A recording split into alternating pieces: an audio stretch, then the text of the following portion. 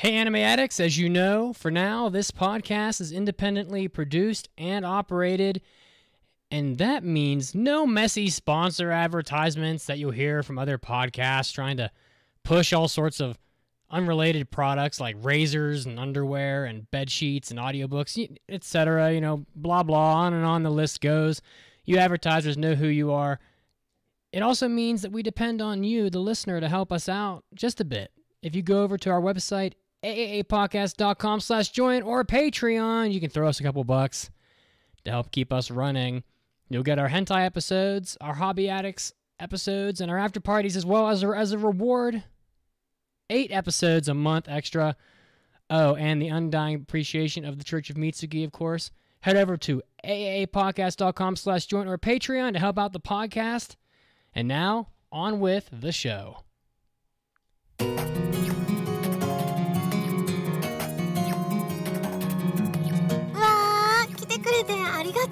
You're listening to the Anime Addicts Anonymous podcast. Take your anime addiction to the next level at aaapodcast.com/join.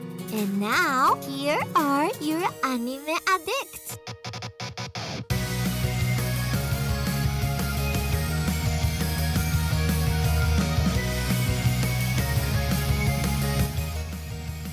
Vroom vroom party starters, and welcome to episode 544 of the Anime Addicts Anonymous podcast. My name is Mason, and I'm going to get right to this thing because we have a jam-packed episode for you today. With me are 2 hosts. First up is Mitsugi. How's it going?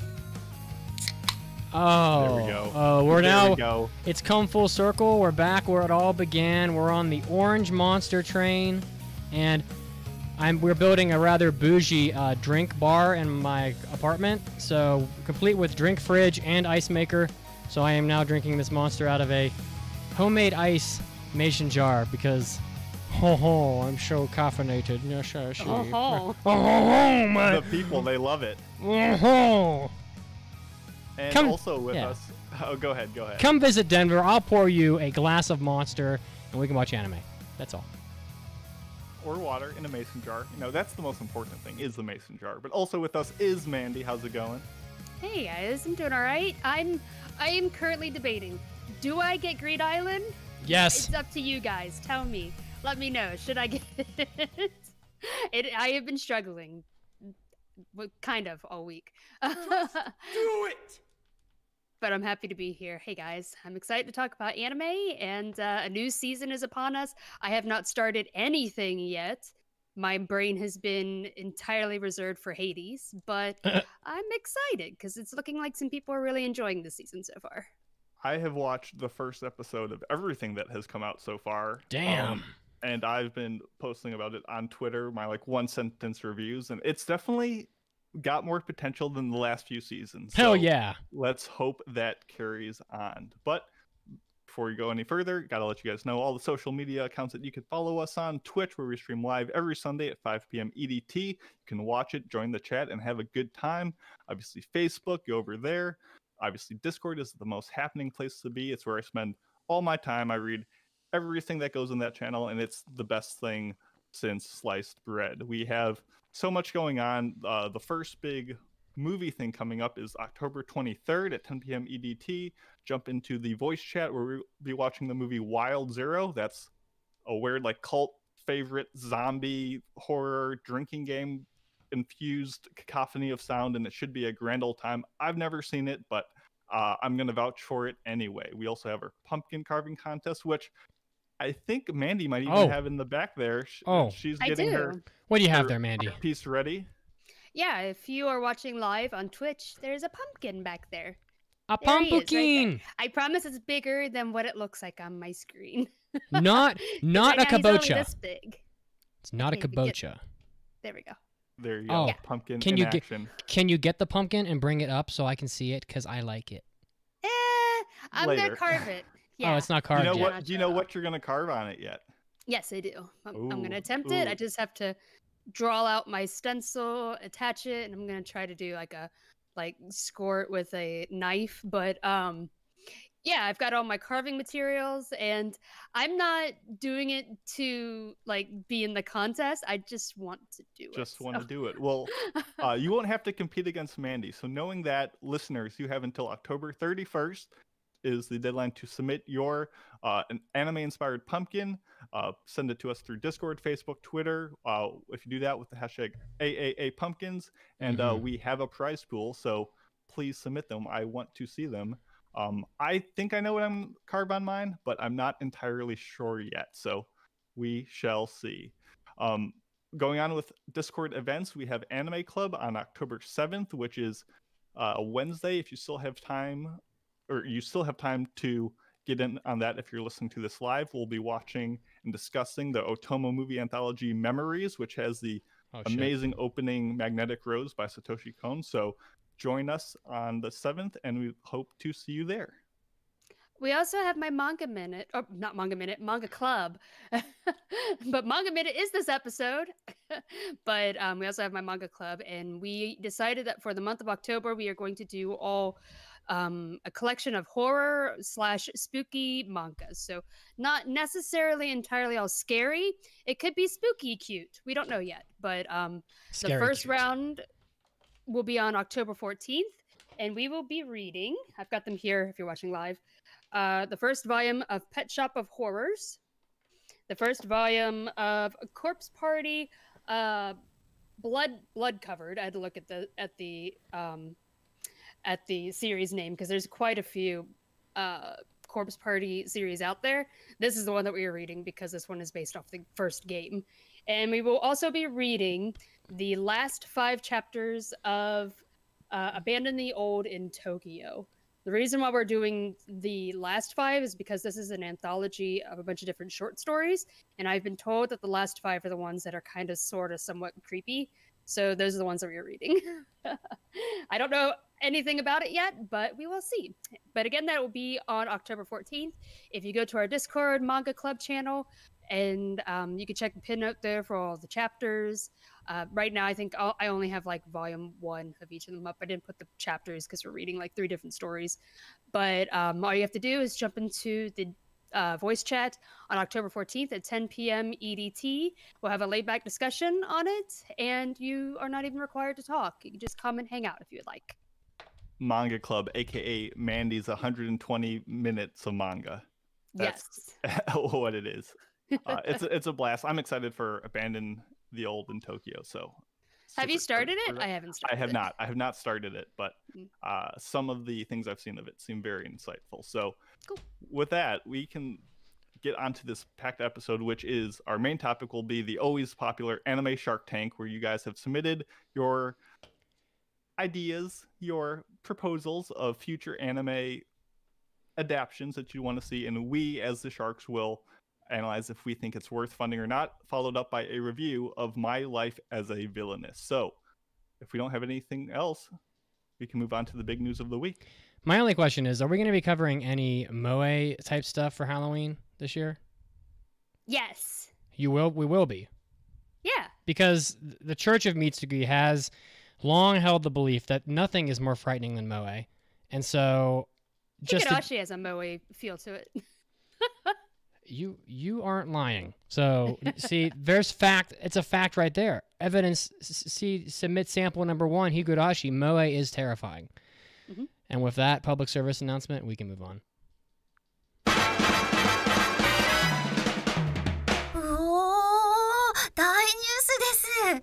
It's time for big news of the week. It's big. Big. It's pretty big. And I feel like we get a lot of mailbags or questions or topic requests about, Netflix and the impact they have and kind of where their money goes. And it's kind of tough to talk about sometimes because Netflix usually has a pretty under wraps, they don't really tell stats or really talk about, how their system is set up and what's really popular. But a content marketing agency, NeoMam Studio, utilized some Google keyword systems and kind of delved into Netflix's data to determine the most searched and popular anime on the Netflix platform from around the globe. And they released a huge map that kind of details in each country what is each's favorite or most searched anime. And there's tons of anime from across the globe. You have Castlevania, Violet Evergarden, Seven Deadly Sins, Beastars, Ultraman, Kengan Ashura, Blame, Baki, and Sound and Fury. So there's a ton of shows out there that are Netflix originals, they say, and this is kind of a list of which ones reign supreme. So I think we have a list of the top 5. Yep. Number 5 is Ultraman. It's popular in a lot of the larger island nations in Southeast Asia, which makes sense considering, it's an adaptation of a super popular franchise that's been around over there. I have not seen this, or actually a lot of the Netflix originals, but I don't know if you guys have. Nope. I have not seen anything Ultraman. Is this the guy that's got like the big cool helmet with the bug eyes? Yeah. Yeah. Nope. I haven't seen. I need to watch it though. I feel like it's a gap in my understanding. Like, is it considered like Sentai stuff, or is it just like a superhero? Because I don't really know. It's in the Tokusatsu banner, Tokusatsu, right? Which I also admit is probably a weak point in my Japanese media empiring. I don't know shit about it, but I feel like I ought to learn. Next. Number 4 is Castlevania. It says here popular in parts of Europe and the Middle East. So the Europe part makes sense. Also another one that is probably fitting for the Halloween season. Mm-hmm. I have been watching Castlevania, and it's pretty fucking good. And some of the fight scenes, the big fight scene with Dracula in season 2 was like unbelievably freaking epic. I mean, yeah. I'm on season 3 now, so. Other than number 2 on this list, this is the only other one that I have seen, and Castlevania is pretty good. It's real good. Honestly, I think most people would enjoy it if you just give it a shot. And it really has me wanting to go back and play like all these really old Castlevania games that I missed out on, because all these characters like Belmont and Alucard and all this, they're all real familiar, but it's like, what's the story with the Belmonts? Like, I don't really know, but I'm sure if I played the games I would. So it's kind of got me jonesing. And for Pete's sake, it's Halloween. It's got Dracula in it. What are you doing? Okay. You even get to be a vampire sometimes. 3 I wish I was. That would be. Vampires are sexy. Okay. Vampires are scary. I don't know. I think I'm with Mitz on this one. They're sexy. I mean, yeah. Hard pass on being a vampire. Number 3 is Blame.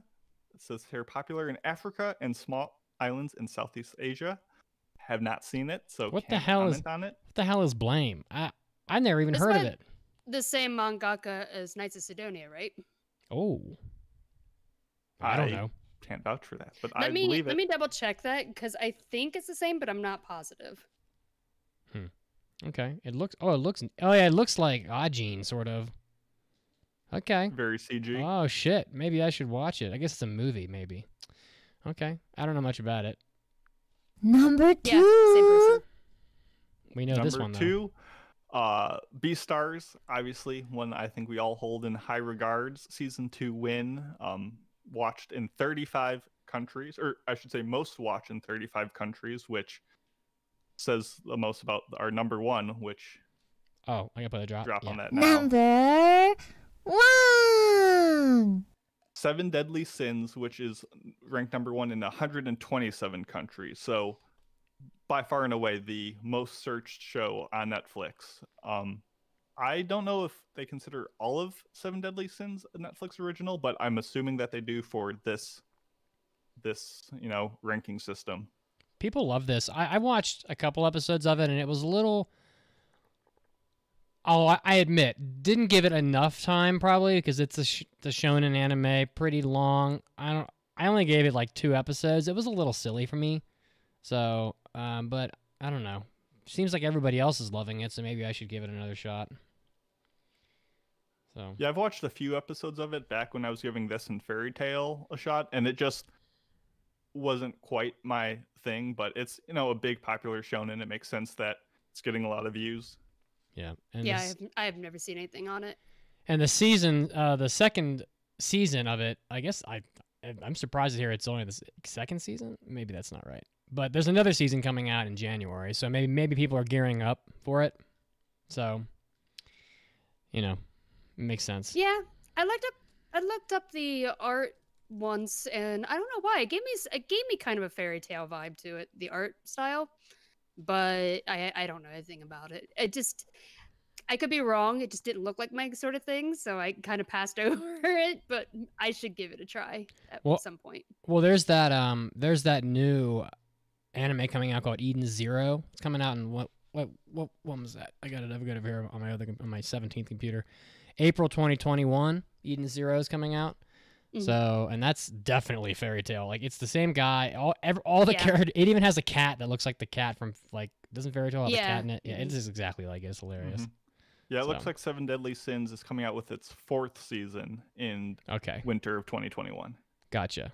Well, thanks for that. At least I knew it was long, but I wrote the wrong season number down here. So, this next section I wrote down here, Mason, but it's not that interesting. But I don't know. Maybe worth going over. I don't know. I mean, the U.S., Canada, United Kingdom, and Australia all had Seven Deadly Sins as its, most popular show. So, when you have huge demographics, India and Pakistan and the Philippines as well all had Seven Deadly Sins. So a lot of population tending to those numbers. Interesting that Japan, Mexico, Russia, Nigeria, and Brazil and China all had Beastars as their most searched. So heck yes. There you go. Japan, best taste confirmed. Japan knows what's up. They do. Yeah. So, yeah. I really feel like I should go back and watch some Seven Deadly Sins now because I will too. I mean, 127 countries can't be wrong, right? I mean, that's a lot. That's a lot of people. That's like that's the whole friggin' world practically. Like wow. I mean, but between Beastars and Seven Deadly Sins, it's got the whole world covered. That's crazy. Mm-hmm. So, all right. I love stuff like this. I'm such a data nerd and I love geography, and so like I'm combining like data anime stats with world geography, and I'm just like totally just geeking. So it's I like it. All right. Yeah, if you pay for access to the our notes, you can get the links to the maps where they show each country what they've rated and what numbers go along with each. So definitely interesting stuff. Our notes, 19 pages today. Very long. Okay, and moving on. いらっしゃいませ。Welcome to the Mandirake shop. ごゆっくりご覧くださいね。Definitely. What is that drop? What? Hey, hijacking Mandi's segment is Mitsugi coming in from like left field, getting the interception, off the line drive.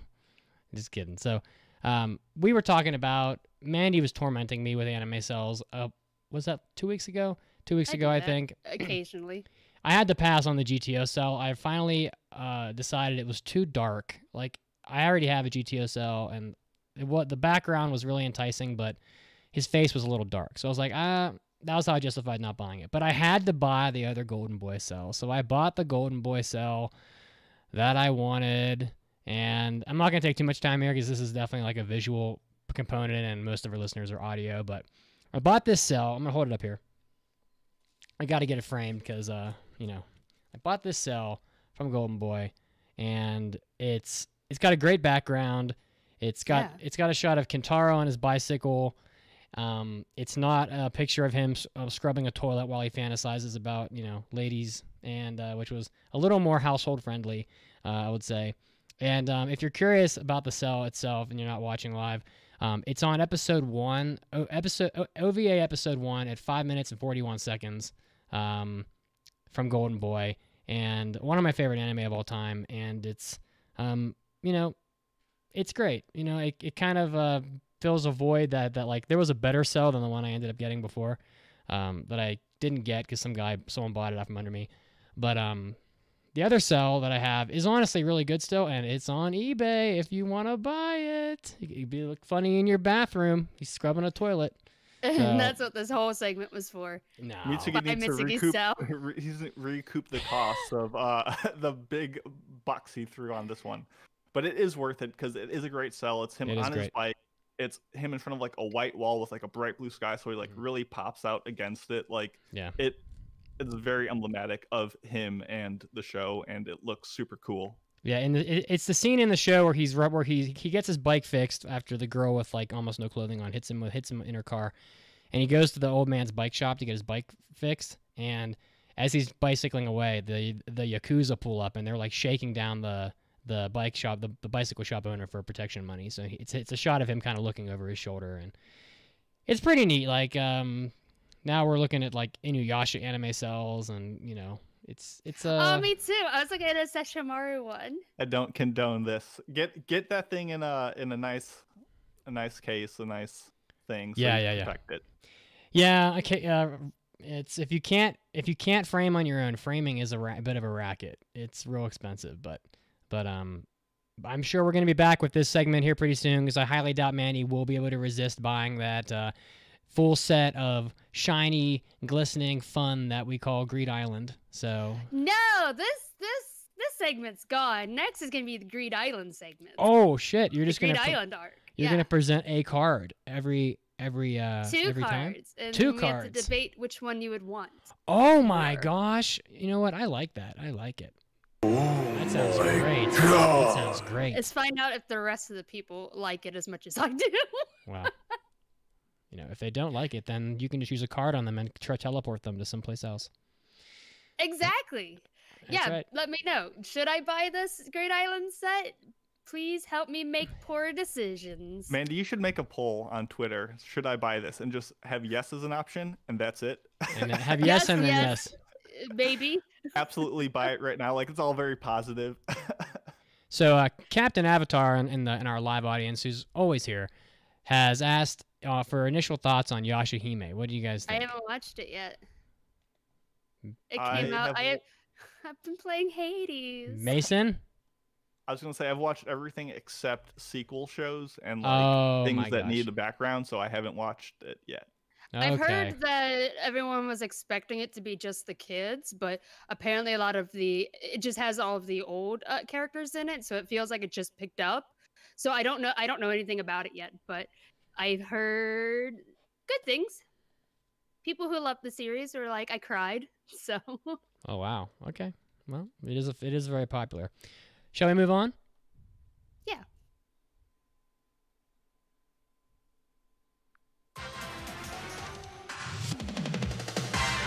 It's time for hot new anime releases. Speaking of old shows. Yeah, Yeah, we sure. have two good shows for hot new releases. The Rent a Girlfriend is getting a second season. Oh wow. So this just aired last season in summer of 2020, and it was produced by TMS Entertainment, premiered on July 11th, and on MBS Super Animeism. Animeism programming block. It adapts Reiji Miyajima's romantic comedy manga. And the synopsis for the first season was that being dumped by his girlfriend, emotionally shattered college student Kazuya Kinoshita attempts to appease the void in his heart through a rental girlfriend from a mobile app. So the second season is coming. Doesn't say when. Do we know when it is coming out? Next year, probably. I did- believe so. I didn't see an indication, but Mm.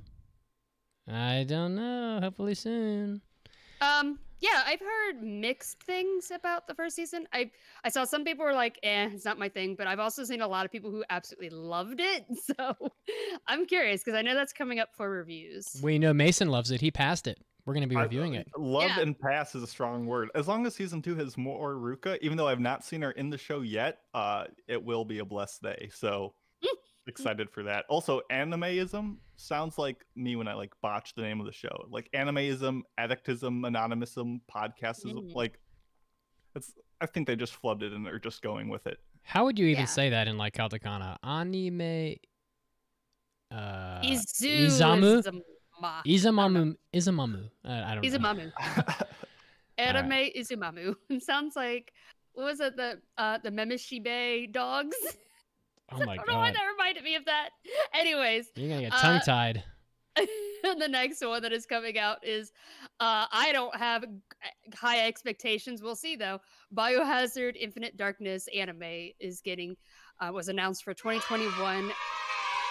They love it, as Mandy. a Netflix series. I don't know. I am very skeptical of this. Listen, if I know anything, little children love zombies. They just do. True. They just love them. I mean, what was the Idol show? Zombieland Saga. They were all kind of small, right? Zombies They're and small. moe, the scariest things on earth combined Yeah, at Oh last. my talking God. about horror moe. So You don't have high expectations though? I don't, but we'll see. It says Biohazard Infinite Darkness is a Netflix series. It's all CG animation. Is this image here like of the actual show or just like a promotional image? It's a promo image. There, but if you click the link in the show notes, there is a trailer. It's not a very long Oh, one. I didn't watch that yet. Not a Okay. very long trailer. So here's why I'm excited. I don't care for the direction that Resident Evil has gone in the last, much like Final Fantasy. I think they're trying too hard. Resident Evil 6 was terrible. Like, it was like almost unplayable. Resident Evil 7 was okay, but it was a little not what we expected from Resident Evil. There was like pretty much no zombies in it at all. And no one, I don't think anybody likes Ethan and Mia. I don't know if you guys have played Resident Evil 7, but there's like 3 pairs of characters in Resident Evil. There's Claire and Leon, Chris and Jill, and Ethan and Mia. And I don't think anybody likes Ethan and Mia. They were in the 7th game, and I was worried that this would be about them. But it's very clearly Claire and Leon, who are arguably the best of the 3 pairs. Leon is fucking cool as shit. So he's in it. So that's enough for me. I would watch it just because Leon's in it. Yeah, I don't know. I was also skeptical because Capcom's part of it. Oh, Capcom? I don't know how I feel about it. spicy. It says Capcom producer Hiroyuki Kobayashi is producing and supervising the series. So I don't know. I felt like also like what you said, Resident Hill has just Resident dive Hill. bombed. Resident Hill. Did you just combine Resident Evil and Silent Hill into a Did new I say thing? Resident Yes, Hill? you You did. It is on a hill, a downward Oh hill. my god, a downward hill. It's falling down the No. hill. Resident Evil, sorry. Except I thought the last one that I played, which was what was the one with the house and the They all have a house. yes, thank you. I meant it was a VR component to it. I'm that was- sorry, my that- brain is That was 7. That was the very last 7. one. Thank you. Yes, that one. I thought that one was all right. It scared the hell out of But- me. Everything else around there, I never really cared for. I kind of fell off ever since Resident Evil 4, and I played 5 and I hated 5. But yeah, 7 was all right. Well, I think Resident I don't know. Evil 4 is like the best one probably, but Yes. Mhm. I still recommend you go back and play Resident Evil 2 if you have any the remake, if you have any appetite for it, Oh because yeah, I haven't played the remake. it's fucking good. Like it was one of the best games I played that year. So, and that's all I want from Resident Evil. Like, I don't need VR. I don't need you to shake things God. up. I don't need like redneck people like Grandma. grandma trying to feed you like grubs at her dinner table. Just give me the fucking zombies. So I tried that VR and I got so sick. I had to take it off. I was like, I'm gonna puke. listen, I wore Depends every time I played that game with VR because I shit my pants every time I played it. And it gets that's even more frightening than the game, so it's just a whole big mess. I imagine. It's a mess. It was a big mess to clean Stinky, up. stinky mess. But it looks like Studio Quibico. I don't know if that's how you pronounce it. And TMS Entertainment will be producing the anime. So we shall see. I don't know. Actually, when I was looking at the trailer, the graphics for it looked pretty good. So I don't know. Maybe it will be a surprise. I don't know. It's called Infinite Darkness, and it Yeah. wasn't all infinite. It was pretty dark, sure, but we'll see. We'll see. I've got quite a list now for Netflix here. So I got to finish Castlevania. Then I'm going to give another shot at Seven Deadly Sins now. And then Dragon's Dogma. I wanted to try that out. Ooh, I Listen, don't know. Mandy, I'll do it. have you I don't watched like it? judging something without seeing it. Like, I think everything deserves a fair shake, except for Dragon's Dogma. Really? It's that bad? I've Okay. heard nothing but bad things. I about have it. not. Okay, I've watched okay. the trailer and just Okay. said that's enough for a lifetime. Yeah. All right. And I love that game too. Ooh, I would Well, not touch it. But all right, well, I it's didn't up to even- you. It I didn't can't be even- worse than Jibby 8. Oh yeah. I didn't even play the game of I'm old. What the hell were we just talking about? Where am I? Resident Evil? No, I didn't even play Dragon's Dogma. Dragon's Dogma. Oh. But Resident Evil. Let's add that to the list. Okay. It's only been like 5 seconds. Sorry, it's bad. I know. You know what? I gotta drink some more Monster. Someone help me. Let's move on to trivia, which you can find by going to our website at aaapodcast.com, scrolling all the way down to the bottom, and there's a picture. And if you can guess what show that picture is from, you can win fabulous prizes. The answer for last week was Shinsekai Yori, and the winner for the week was Solid Blade. Ooh. And the theme remains Icy Rose's lesser-known favorites. So if you think you know our pal upstairs, go to the site and see if you can win those prizes. Good old Our Icy pal Rose. upstairs. Did you just turn Icy Rose into a god? I didn't do that. He was already that way when I got here, and I'm just rolling with the bunches. But we also have our in-show weekly trivia question to keep your noodle occupied while we go to our first news break. And that is, in the show My Next Life as a Villainess, what is the name of the school of magic that the students attend? We'll let you know in just a jiffy.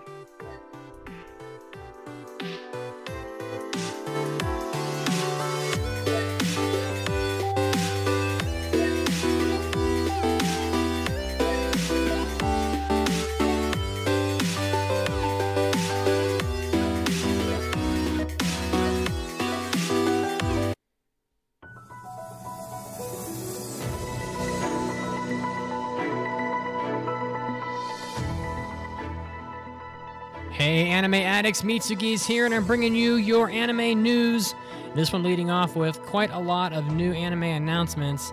Publishing company Kadokawa announced that the adaptation of Shuichi Nimaru's Osana Najimi ga Zettai ni Makenai love comedy, or the rom-com where the childhood friend won't lose, it's going to be made into an anime, and it's going to be coming out in 2021. So get excited if you're into rom-com, love comedy type shows. The director is Takashi Naoya, who worked on 3D Kanojo, Real Girl, and the Yahari Ore no Seishun love comedy property. And the studio is going to be Doga Kobo. The synopsis sounds an awful lot like a love triangle, so if you're into that sort of thing. My childhood friend Shida Kuroha seems to have feelings for me. She lives next door. Small and cute, outgoing character, seems like the perfect girl, but the boy in the show already has a first love, the beautiful idol of the school, Kachi Shirokusa. And thinking about it, he really doesn't feel like he ought to have a chance with her, but she gives him an awful lot of attention, which is sort of leaving the door open. So for those of you that like a rom-com, check out this property coming up here before too long, I'm sure. Next up, Jashin-chan Dropkick gets a 3rd season. After the crowdfunding campaign hit its goal, so it was greenlit. The 3rd season is scheduled to air in 2022, so they're really shooting this one pretty far out there, with the target being the manga's 10th anniversary. So this campaign began at midnight on Wednesday and already exceeded its goal of 20 million yen, or just $200,000, within 33 hours. So probably going to go way past that. So for those of you that don't know Jashin-chan Dropkick, the demon Jashin-chan has been summoned to Earth by Yurine Hanazono, a girl with a knack for the occult. Unfortunately, Yurine does not actually know how to send Jashin-chan back to hell. Now stuck on Earth, she must live at Yurine's apartment as her familiar. So look out for that coming out in seemingly eons from now. Next up, more information coming out about Eden Zero, probably one of the biggest anime lingering out there. It's going to be airing in April 2021. Of course, this is adapting Hiro Mashima's adventure fantasy manga, who is also the creator of Fairy Tail, which is why this is such a big deal. And Fairy Tail, they look like Fairy Tail characters, complete with the little mascots and etc. Chief director is Shinji Ishihira, who worked on Fairy Tail. Pretty much the whole staff of Fairy Tail seems like they're in on this, including the director, Yushi Suzuki. JC Staff's doing the animation. And some cast has been announced, including Takuma Terashima, Mikako Komatsu, and Die Kugimiya. So if you're a fan of Seiyu and those names ring a bell for you, look out for this anime coming out in April of 2021. It'll be a big one. And next up and finally for this news break, the Manga A channel is ending in 3 chapters. It's going to be ending in the January 2021 issue of the magazine, which is going to be publishing towards the end of November. So if you're a fan of 8 Channel's manga, savor it. You got 3 more chapters to go. This was Mitsuki, and this was your anime news break. And now, as always, time to get back to the podcast.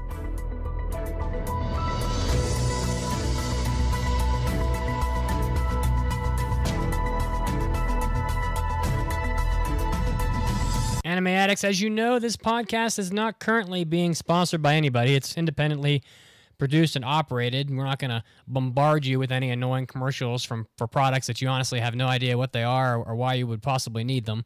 We just give you nothing but cold, hard, badass anime news and fun here on the podcast. And if you want to support us in our lack of providing you with horrible commercials to listen to, you can go over to aaapodcast.com/join, or you can go to Patreon. You can even go to our website, AAA Podcast, drop a donation. Anything's appreciated. If you have nothing to throw our way, that's okay. We still love you plenty. But if you do have a couple bucks to spare for us, we're going to reward you. We're going to be giving you our hentai episodes, our after parties, and our hobby addicts. 8 extra podcasts a month just for you. You'll never run out of our lovely voices to listen to. So again, you can head over to aaapodcast.com/join or Patreon. Throw us a couple bucks. Show us your anime fandom, support the podcast, and we'll appreciate it always. Again, thank you. That's over at aaapodcast.com/join or Patreon.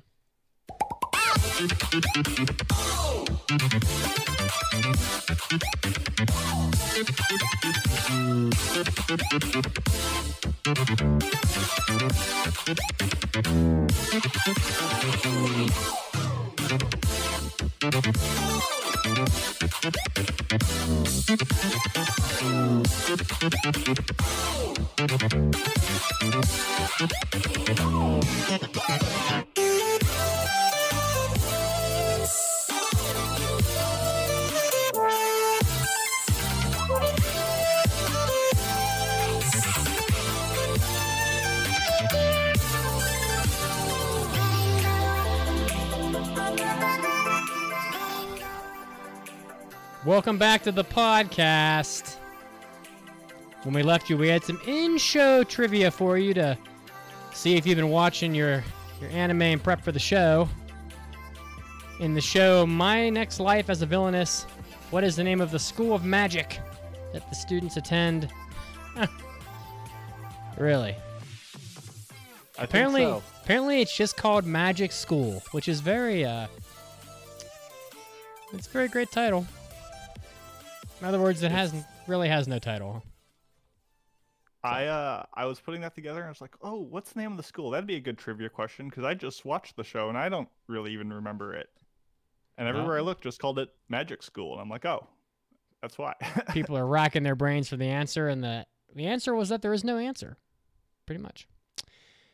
Okay, well, in that case, I think it's time to start the first round of a spooky Mandi's Manga Minute Edition, am I right? Yeah, so for the month of October, I'm going to do all spooky, horror-related manga for Manga Minutes. Some might be scary, some might be cute. I don't know. We'll see. All right, here we go. And that good Mononoke music. So this is Mandi's Manga Minute, where I'm going to tell you about a spooky manga and that you can read. I messed up my own intro. That's okay. So the first one for Spooky Month is The Drifting Classroom. Out of nowhere, an entire school vanishes, leaving nothing but a hole in the ground. While parents mourn and authorities investigate, the students and teachers that find themselves not dead, but stranded in a terrifying wasteland where they must fight to survive. The Drifting Classroom is a horror manga, written and illustrated by Kazuo Umezu. The series was originally released in 1972, and there are 11 volumes total, but you can also purchase the English version in these 3 big hardback omnibus volumes. I had the first one here, if you're watching live, and these are actually really good books. Like, the covers are really well made. It is massive, too.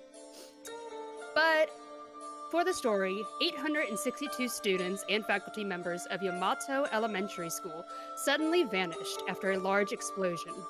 They find themselves trapped inside of the school, the world outside reduced to dust as far as the eye can see. After someone attempts to leave the school and promptly dies, the trapped students have to find a way to survive inside of the school building. Not only do they have to defend themselves from supernatural horrors, but also from each other as students and adults panic. Fighting for survival as they attempt to solve the mystery surrounding the school, this horrible situation brings out the worst in humanity. Kazuo Umezu's horror manga has been a huge inspiration for many famous mangakas. The most notable one is Junji Ito. The art is also very reminiscent of Junji Ito's style, with their more realistic character designs and very dark shadows. Unfortunately, I don't know if it's just because of the time that it came out, but a lot of the panels feel very stiff. Particularly the action scenes are very stiff looking. But the manga also comes with a lot of content warnings for child abuse, murder, suicide, and child-eating monsters. So the end result can be very disturbing for a lot of people, but it's also a classic manga. And if you're a big horror fan, you'll definitely want to check this one out because a lot of people have taken inspiration from it. So yeah, that is the Drifting Classroom, a classic, and I have a lot of other really old manga that I'd like to do eventually. I'm just working my way around them because a lot of new stuff keeps coming out. Making her way through the books. Mandy reads manga. Oh yeah, she likes it. Yes. Okay. My favorite song is mine too. Okay, guys. Well, thank you, Mandy, and good music. Did I have a spooky ferret sighting? Apparently. Oh yeah, when we first came back from break, I had to mute myself because I accidentally kicked a ferret. He was like underneath my feet. I didn't know he was there, and I felt bad. He was not pleased. Mitsugi's pupper is very startled by that manga. He's wide-eared. Oh, he is paying attention now. Are you do you want to go in the? No, there's so many words that she knows that I could tease her with, but I shouldn't. Oh. Okay. Well, we should talk about some movies, Mason, right? We should. Get your popcorn ready. It's time for Unexplored Pictures with Mason. So like Mandy, I will also be leaning into scarier, spookier, horrific movies for this month of movies. The first one is a pretty new one. It doesn't get much newer than this. It's Made in Abyss, Dawn of the Deep Soul. It's 105 minutes long. It was originally supposed to come out in April of 2020, but with the pandemic, it slid back to September. And you can actually watch it in your own home right now on the Sentai Filmworks /Eventive site for like $20. You get some friends together, you watch it. It's a good old time. It's based on the wildly successful manga in 2017 anime by Cinema Citrus, which I think for most of you guys needs no introduction. It's a dark fantasy adventure story of two characters going down a well of trials and horrors that push them to their limits. Kazuo, RIP, reviewed this back in episode 404 and gave it pretty high marks. And I think that despite like the weird fetishistic tendencies and otherwise like tired anime tropes like amnesia and robot boys and bunny girls, the world building, the visuals, and the music are so good that it's definitely worth watching if you can stomach some intense moments. I was initially concerned about this being a movie and not a second season. I wasn't sure if it was going to be like a side story or a background or how much it would kind of go along with season one, but it's got the same writer, director, and composer and a lot of the same staff, so I had hope. And I'm not going to spoil the movie and only a bit of what happens in the show, so don't feel about any spoilers incoming. But this movie picks up right where season one ended, and essentially details our three heroes going through a single stage of the abyss. Similar to when they meet the White Whistle Ozen on the second layer, they meet a new White Whistle on this one. And this guy, this Bondrude, he's just an upstanding citizen. He's trying to do his best in the world. He knows all the people in his facility, and he's just a good guy. He is a psychopath though, and that doesn't really help his case. He's good, but he's a psychopath.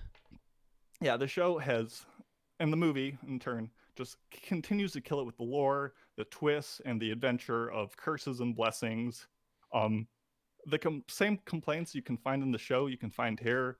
There's a lot of uneasy moments of kids kind of being tortured, and I get that on one hand, you're supposed to feel uneasy about that, so that's a good source of discomfort. But on the other hand, there's still moments of underage and kind of awkward sexual scenes where it just kind of felt unnecessary, and perhaps maybe the tragedy that happens to some characters played up a bit too much.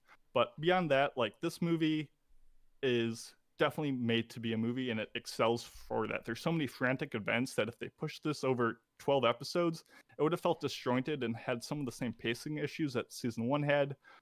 They definitely made some concessions to fit it under 2 hours, but it was fantastic regardless. And you can tell it was designed to be in theaters with a lot of like really bass heavy mixes and rumbling moments that would have definitely filled the seats. Visually, the movie looks sharper than the already stellar show, and some of the fight scenes in a series that doesn't really rely on them is amazing. There's particularly like a Mob Psycho meets Hollow Knight moment where it's absurd and really cool. So is this a good movie for families? Probably not. It's a little vicious, but there is an English dub option. If you like season 1, don't pass on this, and you definitely need it to watch season 2. If you've never seen the show, I'd recommend it for fans of The Promised Neverland, From the New World, and maybe Now and Then here and there. So give this movie a shot. One of my favorites. Yes, indeed. But that's some dark shit right there. Yeah. Yeah, and this is they do not hold back in this movie. The manga is, a lot of it gets put into this film, and I'm surprised they did it considering what's there. But nonetheless, it's worth a watch. Okay. Well, thank you. So that Mason. was Made in Abyss, Dawn of the Deep Soul. And with that, we can zoom on over to our main topic, anime Shark Tanks. The Zoomies.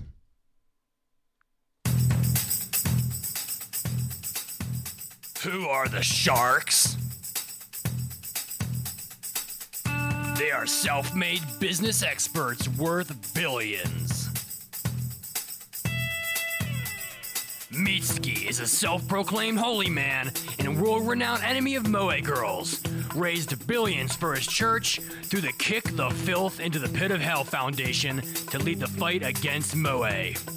Mandi, a shrewd venture capitalist who made a fortune selling her anime boy butt hug pillow company for $4 billion. Mason, after becoming bored with winning food eating contests, he turned millions into billions with an investment into his own social media platform, HotTakes.com. These are the sharks, and this is Anime Shark Tank. So groovy. And once again, we have tons of suggestions from you guys. We always appreciate you sending them in. You can do that by going to our website, aapodcast.com. There's probably like a drop down at the top where you can submit your Shark Tanks to get your great ideas in front of us sharks. So I think we always kind of run out of time when we do these, so I think we should jump right into it. Remember, we're looking for a name, kind of a story, a plot, and kind of how are you going to make money, and not just it will be good and then people will buy it. We're looking for a little more creative avenues. So show me the money. Show me the money. So as Mitsuki said, show us how this is going to be a great idea. So first up, Mochi Mochi writes, Kurikawa Mikoto has just entered his first year of high school. He is handsome, smart, and well-liked. Along with his childhood friends, the bubbly and beautiful Yumiko and the star athlete Shota, he has one goal: to become president of the student council. Seems pretty simple so far. However, behind this perfect trio lurks a darker side, because Mikoto is in fact a demon lord who was defeated by a hero and reborn as a human with his two top generals. Still hell-bent on world domination, Mikoto and his friends will stop at nothing to gain power and influence. In next summer's smash comedy, first the student council, then the world. This is going to be a comedy of 12 episodes long, and it's basically a show where this gang of reincarnated demons try to take over the student council by constantly being thwarted by just other people, like Pinky and the Brain style. Like, for example, there's going to be an episode where they try to get rid of the current president by trying to blackmail him when he's in a compromising situation.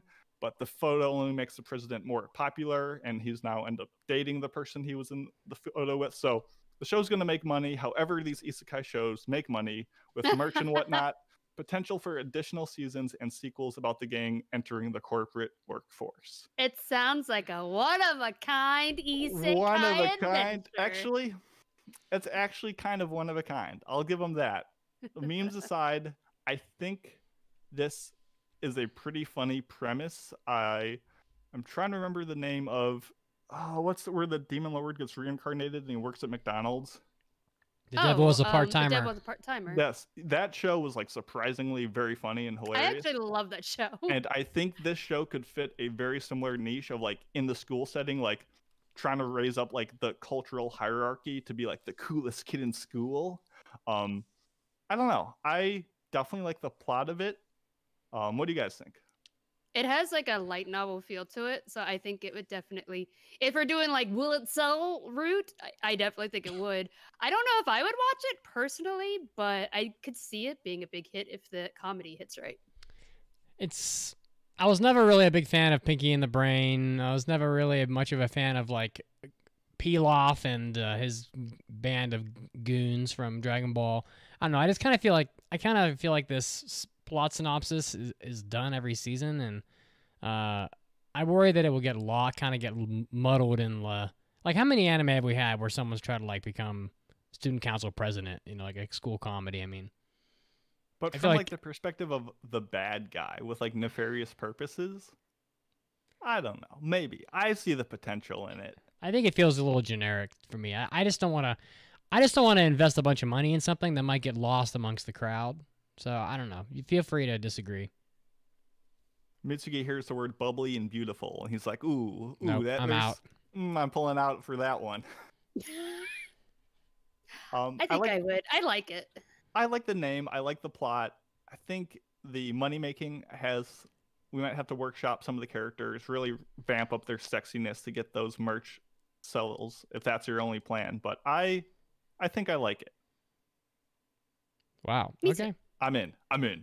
All right. Well, I guess I don't get to play any of these brand new Mr. Wonderful drops that I found. So, all right. I tried. All right. Very well. Well, good job, Mochi Mochi. You're in the running for best Shark Tank of the episode so far. Hiro Yui, right, has done the second one. Poker Stadium, the animation. 13 episodes. An I arcade. thought that was like Pokemon Stadium for a second. Oh, yes! Oh. My queen! I'll allow it. Has there ever been the animation show besides Ping Pong that really is that good? There's lots of hentai called Nani Nani the animation. I'm including those in my question. So I wouldn't think so. Persona 4 the animation was okay. Not as good as Ping Pong. Look at the list. I don't know. I don't know.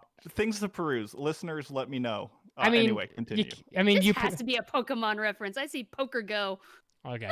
So an arcade game called Poker Stadium and Pokemon a TV show called Poker Stars Big Game. You know what? I'm gonna do this. Why not have fun? Hodaka Kisanagi hates his salaryman job, working for his family's business. On his off time, he likes to play poker online. And when there's an opportunity to enter in a tournament to get a chance to be part of the hot TV series Poker Stadium and a 100 million yen top prize if you make it on the show and win the most money overall, he scrapes over 6 months of salary to enter. While he doesn't win the tournament, he does make the final table and therefore gets a hefty sum and a spot on the show. Will he bust out? Or will he become the next poker legend? There, how's that? Money-making opportunities. Beyond the usual figures and Blu-rays, there would be cross-promotion with Poker Go. And potentially the World Series of Poker, also guides on how to play in the form of books, Blu-rays, online tutorials, could rope in a new generation of players as well as licensed apparel, playing cards, and chipsets.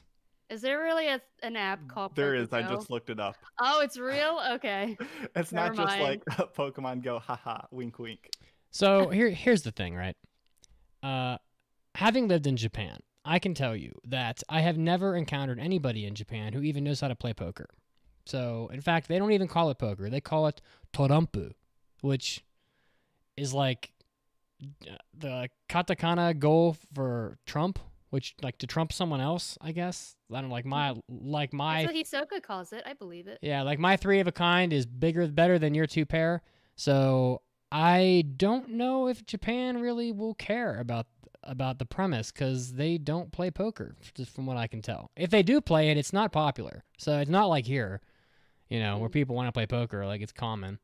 So I don't know. I'm out. I don't think you're gonna sell enough poker chips to people to play poker, because maybe if you made a game well, there's all those like naughty games where when you win the hand of poker, like, people get undressed. I don't know. There could be a guy and a girl edition.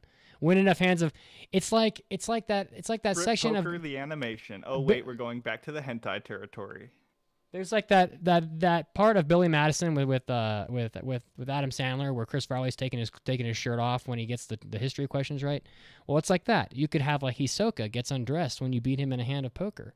He gets undressed anyways. Well, I mean, but we're all winners here. Anyway, I'm out. I think a lot of sports shows have the ability to generate an interest in that sport. I mean, just look at the resurgence of Karuta or other similar things that were kind of under the radar. Anime comes out, popularizes it, and it saves anime forever. But I Poker want to doesn't like need this. saving. But yeah, I don't see it being big in Japan, and I like the idea of cross-promoting it with the app, but what's going to make me watch this versus like Kakegurui or like Kaiji? That's what I want to know, because I don't know, maybe I'm just not a poker guy. So respect to the people who do it, but I'm gonna be out. Mandy? Yeah, honestly, every time we do a Shark Tank episode, I approach these with whether or not I just like the idea. I don't really care about the money-making thing. I'm not a money person, sorry. I'm just like, do I like this idea or not? But, oh, sorry about my mic. But, yeah, I mean, honestly, I'm not a big fan of gambling in general. I don't know. I guess, like, I tried watching Kaiji and I ended up dropping it. And I know a lot of people love Kaiji. And I get the appeal, but it just wasn't for me because I think I just don't care enough about gambling in general. I like Kakegurui because it was fucking nuts. And that was it. It was not realistic whatsoever. So I don't know. For me, it's just not something that I would watch. So I would be out. Yeah, the other thing I would say, and Hiro, Yui, I don't know how to say your name. Hiro you is in the chat and on Twitch, and I appreciate the submission. The other thing I'll say is that gambling of any form in Japan is totally illegal. So I think that kind of rains on the parade for poker, because like poker is about gambling. So you're not gonna that might be why people don't play it. Like everything's, you can't even play like a slot machine in Japan. They're all illegal. So. Anyway, but the good news is that you get to have a fresh Mr. Wonderful drop. If you were in one of my business school classes, I would spray you down with water, and every time you say I don't know, I'd hit you with an electric cattle prod. There you go. Congratulations. All right, next. The next one is from Fu, and I am not surprised you guys gave this to me because it looks like it was made just for me. Oh. The title is just a detective story. Length is 26 episodes, studio is UFO Table, and the genre is mystery. Story centers on a brilliant detective named Haruto. He has never failed to solve a mystery, no matter the size of the case. When he is called to the scene of a ghastly murder, the victim being his girlfriend, the case gets personal. The killer contacts the police in order to toy with them, stating that there will be a murder each day for a week, and as the killer promised, the police find one new victim each day for a week, all being females around the age of 27. Furious and filled with emotions, Haruto is taken off the case and made to go into grief counseling as he is suffering from PTSD from seeing his girlfriend murdered, but he vows, this is all one sentence. I'm so sorry. No punctuation. But he vows to find the killer and bring him or her to justice. 1 year later, the case is still unsolved with the killer always staying several steps ahead of the police. The case has gone cold, and Haruto is now retired from the police force and working a simple job as a nightly security guard, receiving an ominous letter stating a murder will occur on the anniversary of his late girlfriend's death. He then is approached by a strange woman named Akane who claims to know who the killer is, but is afraid that the killer knows far more than what anyone could and should possibly know, almost as if the killer secretly controls the plot. Follow Haruto and Akane as they try and solve the crazy murder mystery. Money strategy. Manga and our light novel adaptations with sales. Exclusivity deal with one of the big streaming services. Potential video game in the style of Telltale series. I don't know. Mysteries are really hard to do, particularly murder mysteries. You have to be like, as the writer, you have to be smarter than your characters to make it work, if that makes sense. Or you just have to have Sherlock in your title. Oh That's the two ways to succeed. Either have a good mystery show or just call it Sherlock or Moriarty or something, and then you'll make money. Anime is going crazy with these Sherlock series. They can't keep getting away with it. I think I got I think that plot synopsis was a mystery. Oh, there's no punctuation. I couldn't really follow it. And I don't know if these like murder, like mystery, dark type shows, do they do well in Japan? Like, I feel like they don't really get watched. I mean, as much as I feel like that's kind of an unfair thing because Japan clearly likes cute girls and shonen, but I don't know. I think I'm out. I don't know. I like, everyone knows that I love mysteries, and I particularly love murder mysteries as well. Like, it's not, I wouldn't say it's too much of a mystery, but I really enjoyed Monster. I thought that was a really good series. Oh, yeah. But I don't know. There's something about this. It feels like it has been done before. I'm just trying to figure out what. Like, as far as like a killer sending like notes to the person who's been trying to hunt them down. I don't know. I feel like this has been done. Maybe just because I'm off the heels of watching Inspector, which was like a kind of okay mystery at points, but then just dragged on. I think seeing this for like 26 episodes of mystery, just maybe I'm disenfranchised and just am, I don't know, pessimistic about the whole mystery thing. So I would love a mystery if it came out and wowed me, but I don't have enough faith to throw money at the industry how it currently is. I mean, even Monster, which is for my money is like the best in its genre, barely is even on the Wikipedia page of best-selling manga. It's like right down there at the bottom, like just barely made it. So really, I thought it was one of the highest rated manga. Well, it's very, very like well regarded. It just didn't like sell a lot. Oh.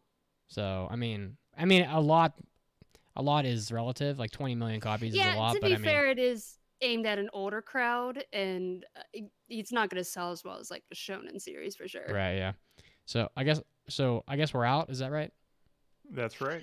Yeah, like I do like the idea of murder mysteries. I don't know. There's something about the synopsis that makes me feel like I don't really have a good feel of like what the personalities of these people, what the characters are like. I don't know. It's definitely something that like, I know this is like a fantasy scenario everyone who's making, but for murder mysteries, I'm like, I really have to know how good the writer is to know if it's gonna work. Give me less murder mysteries and more mystery murders. That I'll watch. All right, well, you get another drop. You're a nothing burger still. There is no tomorrow. You're dead to me when you say no to my deal. You're dead. Damn. That was a fitting drop. Yeah, he's not he's a mean old meanie. Okay, next. Next up comes from Midnight Crew, and the name of the show is Beach Spirits Are. Not like a pirate, just the letter. And the concept is a diligent and dutiful high school student named Sarao Soji is cleaning trash from the beach next to a school when he encounters a girl who turns out to be the beach's spirit. She's grateful to him for finally restoring her to a pristine condition, but expresses concern that her sister spirits in other parts of Japan aren't so lucky. This spurs Soji to go on an odyssey to various beaches, bays, and lakes in Japan to clean them up and win the affections of their respective spirit waifus. Each location would have its own issues, from excessive plastic rubbish to chemical waste to rustling shipwrecks. You make money off this is obviously the big money maker is selling complete and extensive packages of environmentalism, recycling ads featuring the spirit waifus, the various prefectures that they stem from.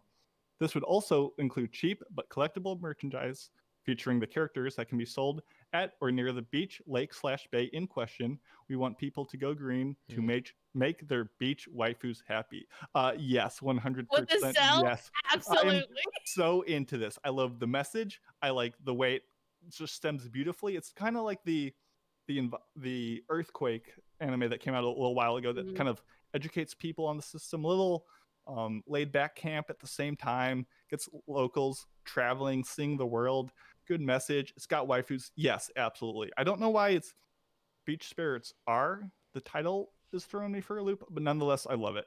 And people always moify everything. The earth, the planets, the like fast food restaurants, everything. Everything gets a moe character. And they always do very well. People create memes of them all over the internet. It would take off, I think, for sure.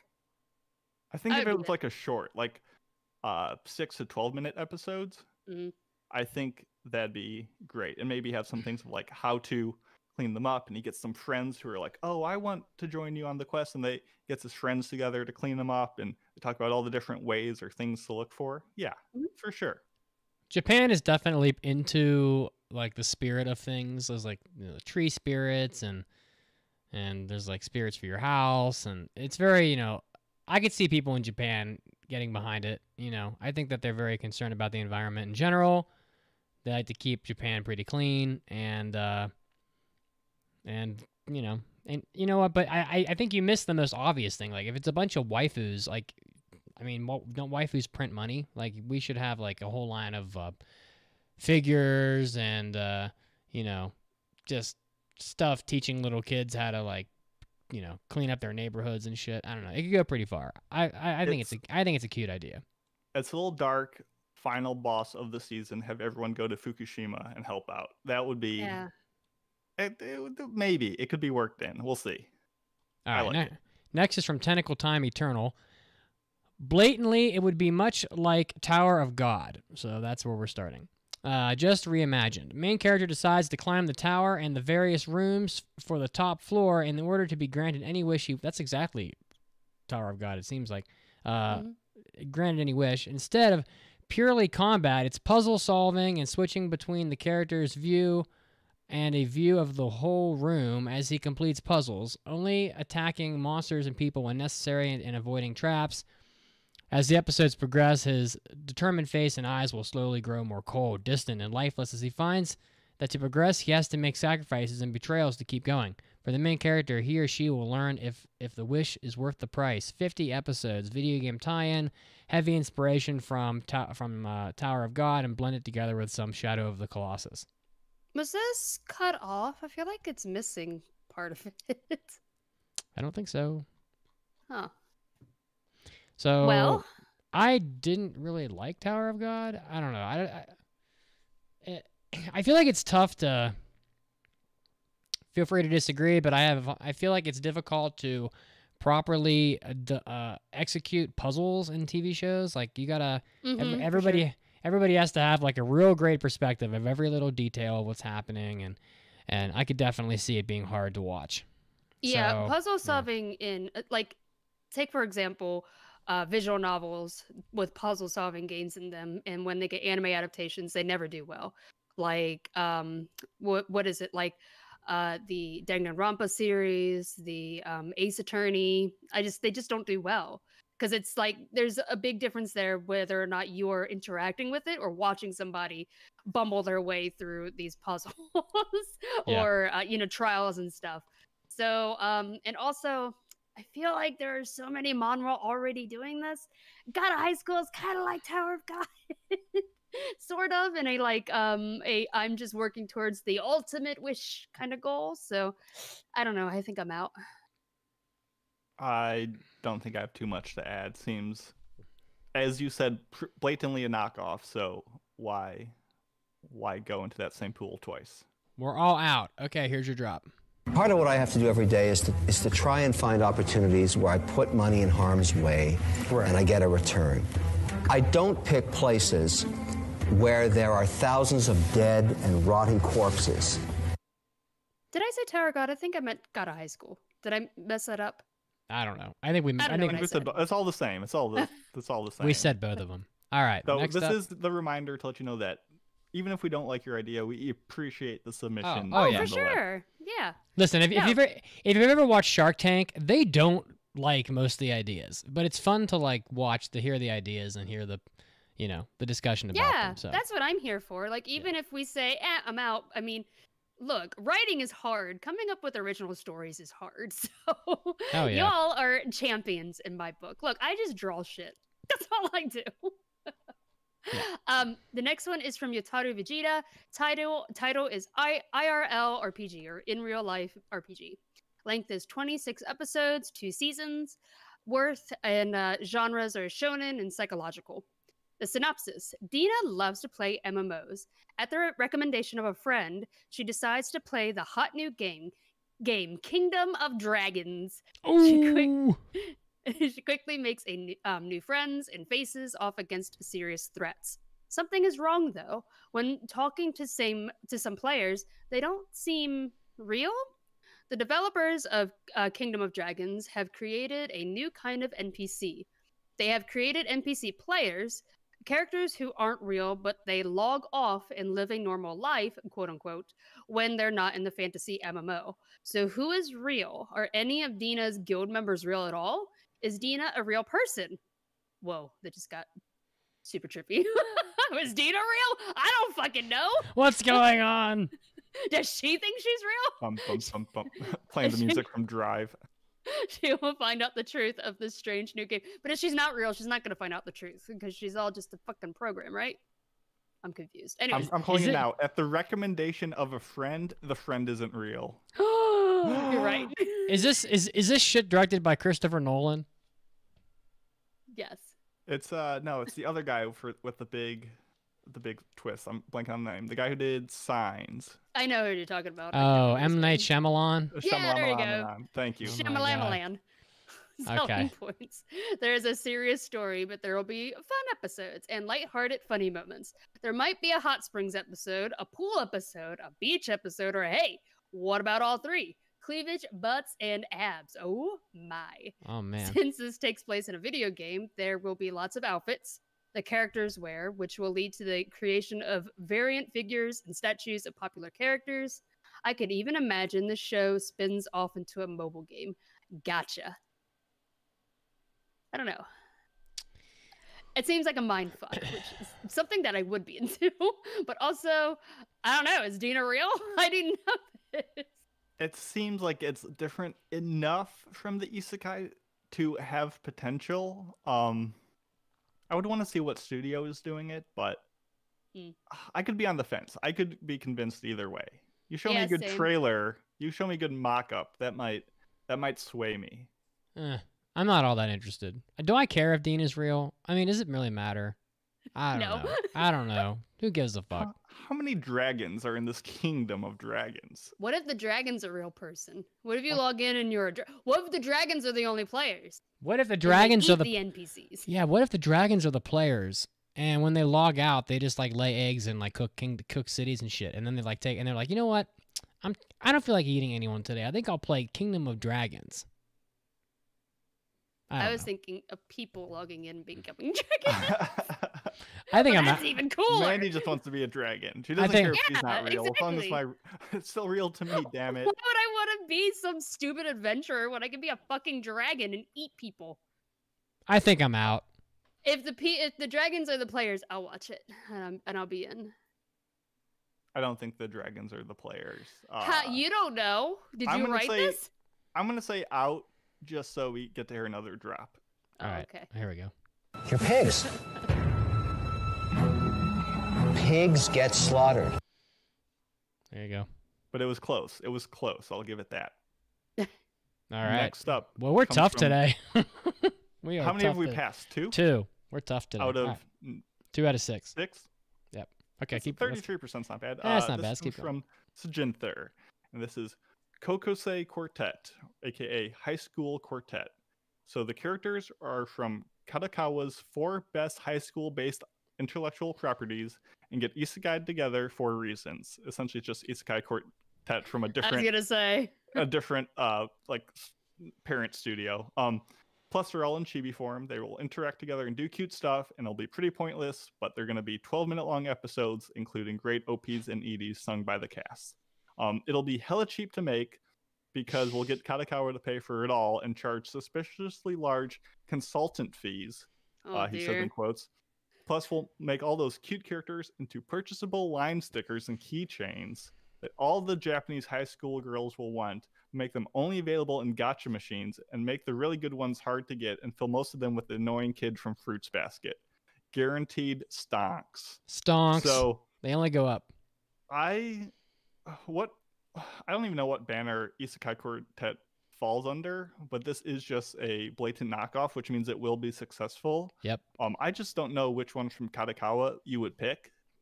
I think if I had those, I could better visualize like who would be in the show. Mandy's on it. She's hunting it down right now.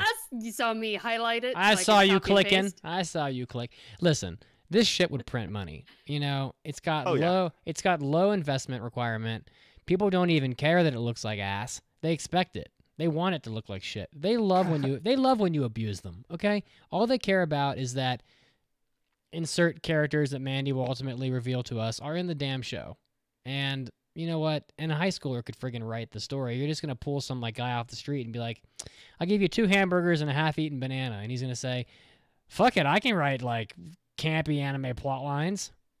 Well, it's not even plot lines. It's just dialogue between already established and written characters. So you don't even have to do the legwork of making a universe. You just make purchasable line stickers and Shazam, you got money. Mandy, name us a Kadokawa. I'm trying to look this up. Is it Kadokawa Shoten? Is that what it's called? Yeah, Kadokawa Shoten. Well, X is under there, and Super Lovers. Oh I don't know God. if these are their best IPs. Lodos War, Record of Lodos War, so we can have a Deedlit. Okay, you have Deedlit. Okay, there you go. Cowboy Bebop.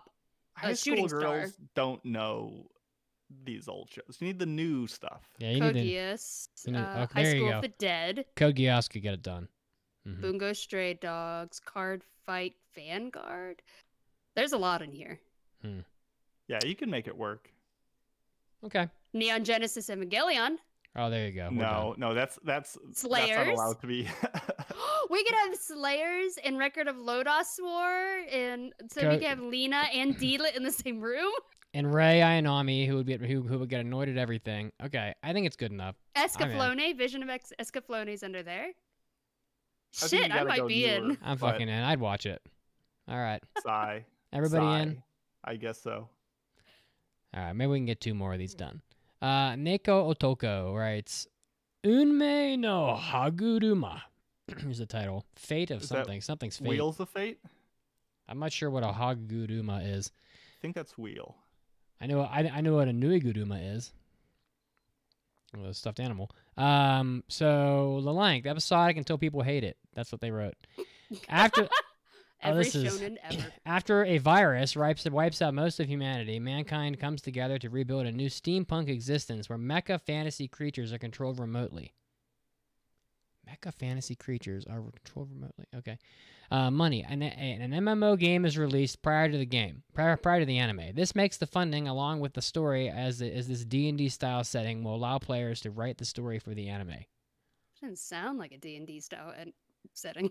I don't understand what's happening in this. There's not much there. Sorry. Yeah. But it goes until people hate it. It's perfect. True. I'm Which worried. might be very early. I don't know. You might get blowback for coronavirus, you know, for putting out a virus story so soon. I don't know. People might not like that. I don't know. It's risky. I think I'm out. I think it There's just needs more nothing meat. there. Yeah, Exactly. We need more to dig into. So I'm scared. maybe workshop it a bit. Yeah, there you go. Yeah. Workshop it. All right. Here's your drop. You're really intriguing because you get these shafts of white light and pure thinking in between a wafer of nut bar factor 6. The next one is from Nuclear Burger, and they say, my idea for a show is called Get Your Referee On. with 3 exclamation points. The show will have the genres of a slice of life sports show. A college-age student who needs money and hates his current part-time job comes across an old high school friend. They catch up and talk about jobs, and the high school friend tells Show about his current part-time job refereeing soccer, a sport Show has played all of his life. This show will follow Show. Whoa, wait a second. The show will follow Show, SHO, as he learns the game at a more in-depth level and learns his way up in the refereeing world. He will first start reffing at the grassroots level with the adorable Mass Tykes trying to simply kick the soccer ball.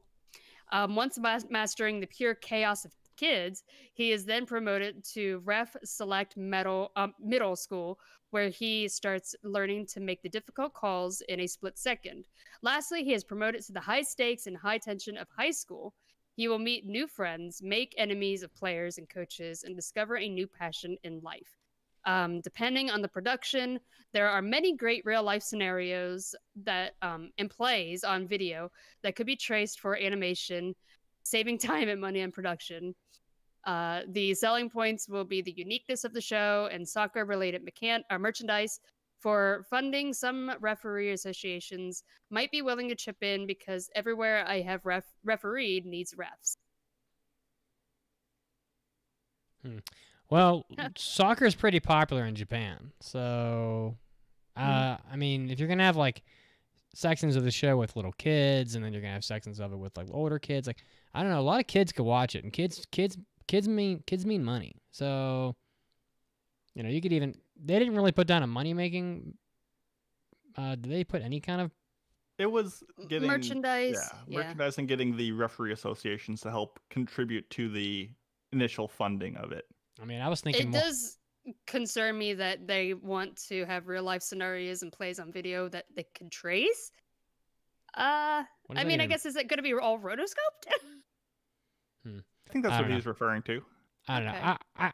I was thinking more like you could have, I mean, if it's got lots of little kids playing soccer, how about like pencils and shit? Like, come on, like every single little kid I ever saw in elementary school all had like anime themed shit. Like it's all anime themed pencils, backpacks, you know, clear files, rulers, whatever the fuck. Like you can make a lot of money just off a little. Look, there's a reason why all the friggin' anime in the top 10. I don't even go through the top 10 most watched anime in Japan week to week and the ratings thing that we used to do on the news breaks, because it's always the kids shows. Kids watch more anime than anybody.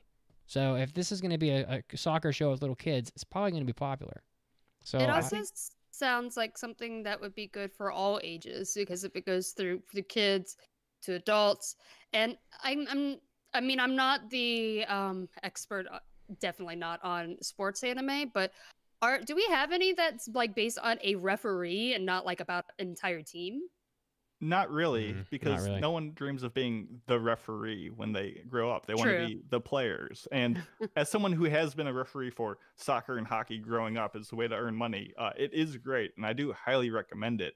But I don't think anyone would care to watch about the referee. Like, I think I would direct this idea to just do, this guy has to be a coach of like a little kid soccer team, a la like Kicking and Screaming, and you just get adorable kids trying to play soccer, and as this like frustrated college like prodigy has to like turn these like 5-year-olds into like a semblance of a team. I think that would be adorable. Cute.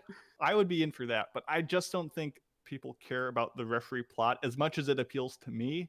I don't think it would vibe or be all that interesting. So I feel you. I'm out, but I think there's something here. Were you in or were you out, Mandy? I'm not really entirely sure. I kind of like Mason's idea. Like, I think it'd be, I think it would go over better with a larger audience if it was like him coaching kids, like a kids team, and trying to whip them into shape. But yeah, I definitely understand what he's saying, that I don't think a show about a referee would be all that interesting. So like for a larger audience, I mean. So yeah, I don't know. I think I'm out, but I definitely think that it has potential though. Like, workshop it. You guys just wanted to hear the last drop that I had on the soundboard. You know us Sure. so well. I'm all the way at the last one. Okay, here we go. It's a big mistake with me on this one. There you go. Aw. That was the last one. We had another one, but It was good though. But I put it back in the mailbag. So, guys, thanks for all your submissions. I mean, I think am I correct in assuming that the one on the beat with cleaning up the environment was the one we liked the best? Mm-hmm. It's so funny that we're always well, not us. One person on this podcast is always like, fucking Moe. We hate Moe. Get rid of Moe. And then we all pick the Moe show. Moe beaches, big dab, my guys. Big dab. Hey, I didn't. That's funny to me. I didn't see any Moe beaches. I saw waifus. That's the same thing. Same.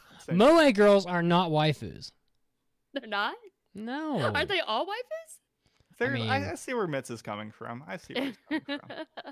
I actually, you know what? I'm gonna switch my pick. I actually like the one with the Kokose Quartet the best. I think that shit's gonna make a ton of money. If you can get Evangelion, Code Geass, you know, who the fuck cares what the rest of them are? Just get those two in the same room, and you're gonna make a shitload of money. Like, it doesn't matter. I still want my Deedlit and Lena Inverse fighting episode.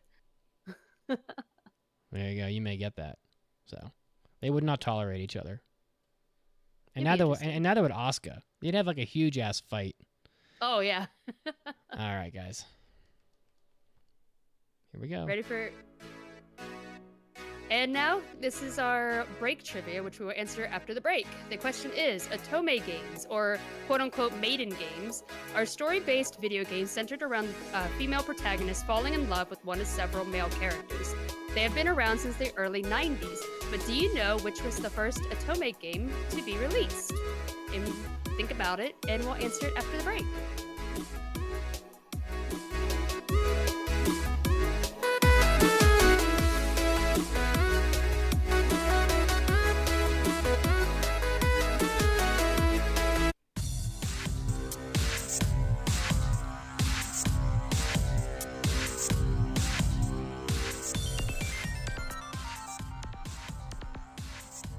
Hey, Anime Addicts, Mitsugi is back one final time, bringing you another round of anime news, starting off with some very varied news break this time, leading off with some Hollywood movies. It looks like the Monster Hunter film has a new date. A new trailer came out for the live-action Capcom adaptation of Monster Hunter that's being done by Sony Pictures, and the new teaser trailer has December as now the release date for the film. Of course, they were aiming originally to have a North America and Japan release on September 4th, but of course, due to COVID, they have pushed it off, but not too far. This December will be here before you know it. This movie, that of course stars Mila Jovovich, is going to be having a budget of about $60 million, which honestly seems a little low for a movie that's going to need to have a ton of CG in it. Production started in October 2018, so if you're a fan of Monster Hunter or just action films, look out for Monster Hunter coming out this December. Next up, the crowdfunding site Anime Fund is launching in November. It's based in the Chiba Prefecture of Japan, and its mission is to provide a new way for anime fans to support anime productions, and also aims to become a promotional platform for anime productions. So the service launches on November 3rd. I don't really know how this is different from GoFundMe, Kickstarter, or any of the others that anime companies already seem to be using, but now there is yet another option for anime production studios to seek funding for anime. Next up, the manga Mr. Osomatsu-san is ending on November 26th. This was announced by the magazine Cookie, which is done by Shueisha, that the manga adaptation of the television anime is going to be ending.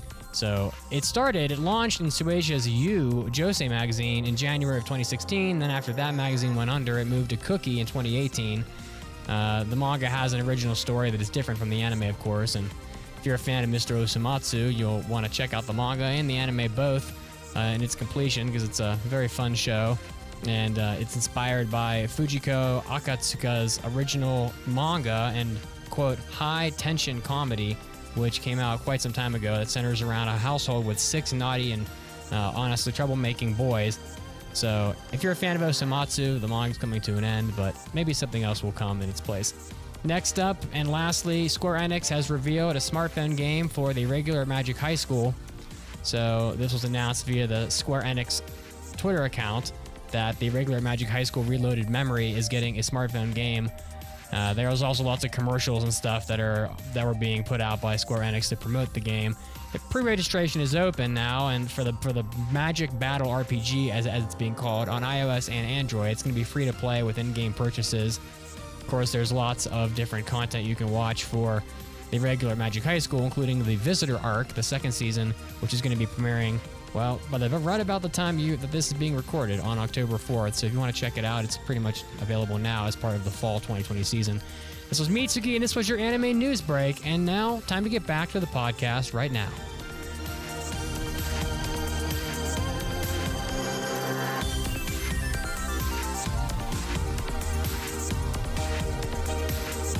And now, great moments in Anime Addicts Anonymous history. Do they make reverse kotatsus? A kotatsu that is cooling instead of heating. Just be like, I'm just gonna sit underneath here and chill my balls, you know? That's called a refrigerator. Oh, yeah. I don't It's know. called a refrigerator. Putting my balls in your refrigerator. Just open your refrigerator, stick your leg up on like the countertop with your balls just like hanging free. One day you're gonna walk into your kitchen and you're just gonna see my bare ass sticking out of your fridge. Your 14-year-old daughter comes home with her friend from school, and Dad is just sitting in the kitchen with his hairy ass and his balls hanging down in front of the fridge. Like, Dad, not again! No, he's sitting on the floor in the living room, and he's brought the fridge with him, and he's like laid it down on top of his body. Just chilling Come, himself. let's sit around the reverse kotatsu together, children. Oh, Lord's in heaven. That would be amazing. Can it be a father-son edition where the Yeah. son is on a platform? That's the advertisement. And he's cooling his balls too in the freezer. Right. Yes, exactly. And then you have the kid standing underneath. So the dad's balls are hanging on top of the little kid. They're not touching them. It's kind of like an intimate tea bag. Yeah, he's going Teabag. under the bridge. And now, back to the podcast.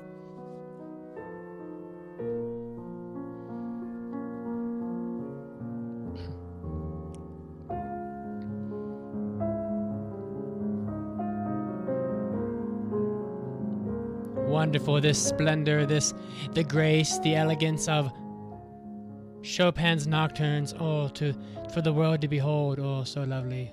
Yes. And you're listening to WPWK Classical. Anyway, welcome back to the podcast. So, the in-show trivia question. Otome games are story-based games centered around a female protagonist falling in dabu with one of the several male characters. She's gonna have to choose. She's gonna have to choose which of the pretty, lovely little boys she wants to have as her lovely little man. They've been around since the early 90s, but do you know which is the first Otome game? I do now. It's called Angelique. It was released on the Super Famicom in 1994. So, Yeah. Very interesting. Thank you for that little tidbit. Goodbye, Chopin. Not to be forgotten, though. Okay, and now, as we do on this podcast, and we thank you very much for your 5-star reviews on iTunes, so much so that we're going to read one.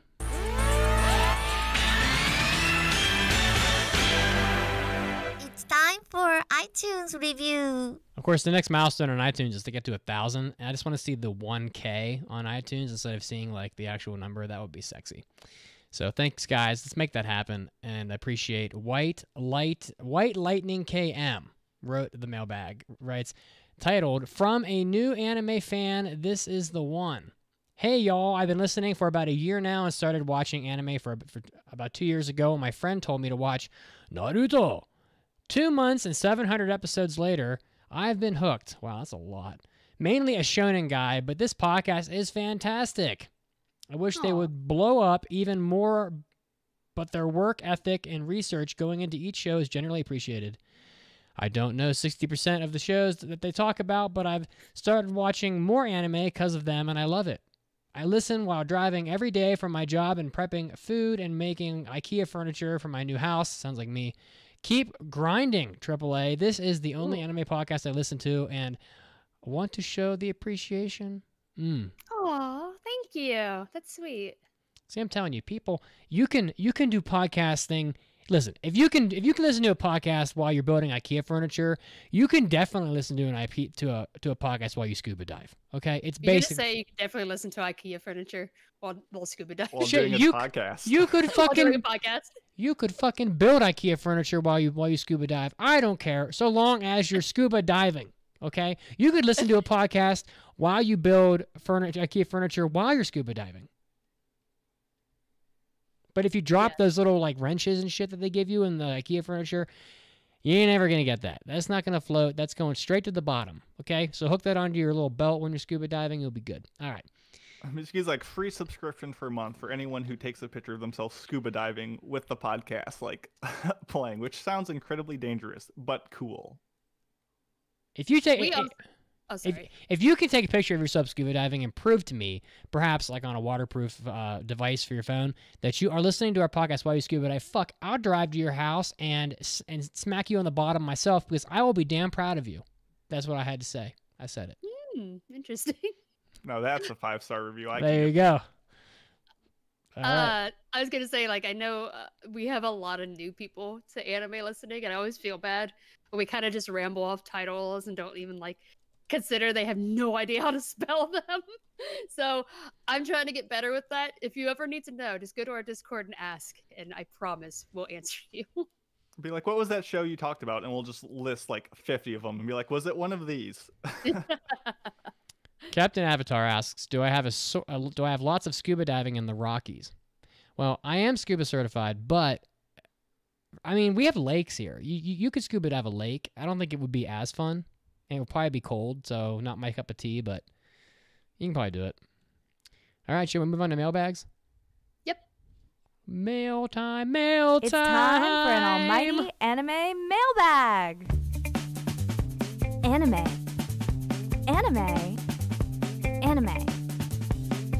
Mailbag. This first one's about me, so I'm gonna pick this up. That's why I changed it to you. If you would like to submit a mailbag, go to aaapodcast.com. There's a mailbag button there. Click it, and we will answer any question that you have. This one is from Yotaru Vegeta, and they say this is not necessarily a question for Mandi, but it's definitely a question about Mandi. Oh! That already sounds shady. How long until Hunter x Hunter is thrown right out in the trash the moment Mandi watches her next shonen? Remember the 5 minutes when she was super hyped about Gintama? What are you talking about? I'm never going to throw Hunter x Hunter in the trash. And I still love Gintama. What are you talking about? I don't talk about it every single episode. But, I mean, I still really love this series. And I have Gintama merchandise. And I still watch an episode every now and then because it makes me laugh. But yeah, I think what happened with Hunter x Hunter is not typical for me. I don't usually fall in love with series like that. Usually when I see a new show that I really like, I'm like, that was cool. And then a few weeks later, it's already forgotten because I have to binge these stuff so quickly. To be fair, your last 2 shonens were 2 for 2, starting up with, I don't know if this show's really going to be that good. It's probably a little overrated, but I'll give it a shot. Gintama, oh, this is my new favorite thing. Hunter x Hunter, this is my new favorite thing. Like, people want to know what's next. I'm excited for you to get onto your One Piece awakening when you are enlightened to Oda's works or whatever it is you're going to start next. I read the first 3 volumes. You gotta watch it. And that slap of an OP, no one can deny how hard it goes in the paint. But also, why are you saying I have to throw it in the trash? Look, you can love more than one show. I love 5. But shit, that's risque. Yeah. I have room in my heart for more than one show that's not Hunter x Hunter. It doesn't appear that way, but I do. All right, well, the Mandi has spoken. So be it, says the anime courtroom. We can move on to the next one, which is written by Cami, who says, hello, AAA host. As a librarian in training and an anime fan who grew up before streaming, I was introduced to a lot of anime and manga through my public library. Did any of you utilize the library to make your anime addiction worse? If you remember, what were some of your favorite titles? Thanks to the library, I was able to watch The Melancholy of Haruhi Suzumiya, Wedding Peach, and Inuyasha as a kid. My favorite manga that I checked out was all of Cardcaptor Sakura. Thanks for reading and take care. Aw. I can go first. I love my local library. Growing up, shout out Cook Memorial, best library in the district. It's so cool. Now that I live in Connecticut, it's not as good, and I definitely feel how much I'm lacking for it. I've read and consumed so much great media from my library. Manga wise, it's where I found about Akira and Planet Test. There was a bunch of just random no-name shows that I picked up. Kokoro Connect and Mushishi are two that like I just grabbed them off the cart and I was like, this is anime, and I went home and blew my mind. And then even my library has like anime video games like Attack on Titan, the Dragon Ball Fighters, and I even checked today they have a Sword Art Online one, which I have not played, but now I'm just curious to check it out. So I've played a few of them. They're big ups for the library, but just the fact that it has it is is awesome. So yeah, love my library. Yeah, I tried some of those Sword Art Online games, and I think especially if you don't like games that feel floaty, that game is so floaty. Oh boy. Well, you just float all over the place. You'd be fucking floating. I really hate saying this because I love the idea of libraries, but I never used our library for anime or manga, and I think it's because the ones near me are not great. Like, they just don't have a large selection of like anime stuff there. Of course, that was the last time that I went there, which has been a while. And I think there's also just because I think it's also just because I like owning books. So I don't know, because like I always like to own them, and if I ever lose interest in them, I just donate them away. So I never did it as a child, and I haven't done it as an adult. So I think that's probably why I just never really used our library for that. I kind of used Blockbuster as our library, to be honest. Like, I mean, listen, I'm from West Virginia. Like, most people can't read, and I mean, and we don't know what books are. Okay, it's from West Virginia. We do what we can, but you know, it's tough. It's tough sledding. Okay, so I watched most of what like the local Blockbuster had. So I mean, that's how I found some of my favorites, like Vision of Escaflowne, Now and Then Here and There. Those are all Blockbuster rentals. Ninja Scroll was there. I remember renting Ninja Scroll, and then like I think my mother watched like half of that, and the bad half, and it was just like traumatized. That was her first. That's when we broke her. Bless her heart. But I mean, I also just like a lot of unrelated, but like a lot of Action Channel and Sci-Fi Network and G4 TV. Those had, between that and Blockbuster when I was a kid, like, you know, back in like the 1920s. You know, that was enough. That was enough until Netflix came along, and then you could rent them from Netflix. I remember that. So yeah, I also used Blockbuster a lot. I mean, obviously not for manga, but to like rent old anime back in the day. I used to do that. I think I rented all of Ghost in the Shell, like the movie. Oh yeah. And I think when Innocence came out, I also got that from Blockbuster. I think it's been a while though. Yeah, I remember when Netflix used to rent them, and they'd send you the disc in the mail, and then you'd have to send it back. And we'd always lose them. Oh yeah. Those red envelopes. Listen, people today are spoiled as shit. I can go into my bedroom on like my Roku TV, and I'm like, which of these streaming services do I want to watch a variety of hundreds of anime from for literally almost no money at all? Spoiled. It's like, do I want to watch one of 10,000 anime off of Verve, or do I want to watch one of, you know, probably 500 anime off Hulu? Fuck it. We'll just go to Funimation, and I'm just gonna like pull it up and just lay in my bed all day and watch shit. You don't know the pain of waiting for the DVDs in the mail. You don't know the pain of trying to keep track of them all and losing them. And then you don't know the pain of when you get a DVD. You're like, oh my God, Ghost in the Shell Standalone Complex Volume 4, the DVD. And you get it in the mail, and you're holding it in your hand, and you're like, I'm so excited to see what the Major's going to do next. And you pull it out, and it's like fucking Those Who Hunt Elves Volume 2. Someone put the wrong disc in the wrong sleeve, and there you are. Now you're watching like guys hump tanks and shit. That is not what I signed up for. This happens to me all the time. I remember I tried to rent the the Street Fighter movie ages ago. Oh my God. And there was no disc in the box, and I was upset. Happened again with Tekken movie. They're probably trying to do me a solid, but well, let's not forget, even to Mitsuki's point, you know, you can go online right now and look up sites dedicated to, you know, talking about the best anime out there. Go to Discords where people can give you recommendations. Back in the day, you were just grabbing blindly. You were just like, this show looks like it might be an anime. I have no idea what it's about. Let's put it in my VCR and hopefully nothing explodes and makes my parents angry at me. Chat says Netflix still has a disc plan. I didn't know that. What's the point of it? Wow. People in West Virginia, Mandy, who don't have Wi-Fi. Oh, true. We don't. I'm so sorry. I apologize. We're literally talking to squirrels through wooden coconuts. We're like, sorry. I'm gonna get a log and make a coconut and put a little string on it because the squirrels in the forest, they talk to me. They talk to me. I apologize. I'm sorry. I should have, because my sister lives somewhere in Missouri and her Wi-Fi is atrocious. So I should have thought about that. I apologize. So I off topic real quick. I just want to know what you guys think before we do our review. I asked my girlfriend last night. We were watching Inuyasha, and I said, how many times do you think that? How many different shots of Inuyasha going like this with his head, like when he's getting ready to swing a sword, and it's like an up close motion, and they show he's like and he's like swinging his sword. How many times do you think they have to animate that same motion throughout the course of Inuyasha? And is it the same like 10 cells that they use? Like, is there a pile of like cells I use all the fucking time in a box labeled just like that next to like the copier? And they're like, we need one of Inuyasha going with his face with his sword, and then they just grab it from the pile, and they're like, I don't want to fucking draw Inuyasha's face 500 times every time he makes like an emo grunting face when he's swinging his sword. So we're just gonna drag it out of the pile and slap it down there. Do you think? Have you ever found those scenes and then pause them side by side to compare? I wouldn't be surprised if they're the same cell to reduce time.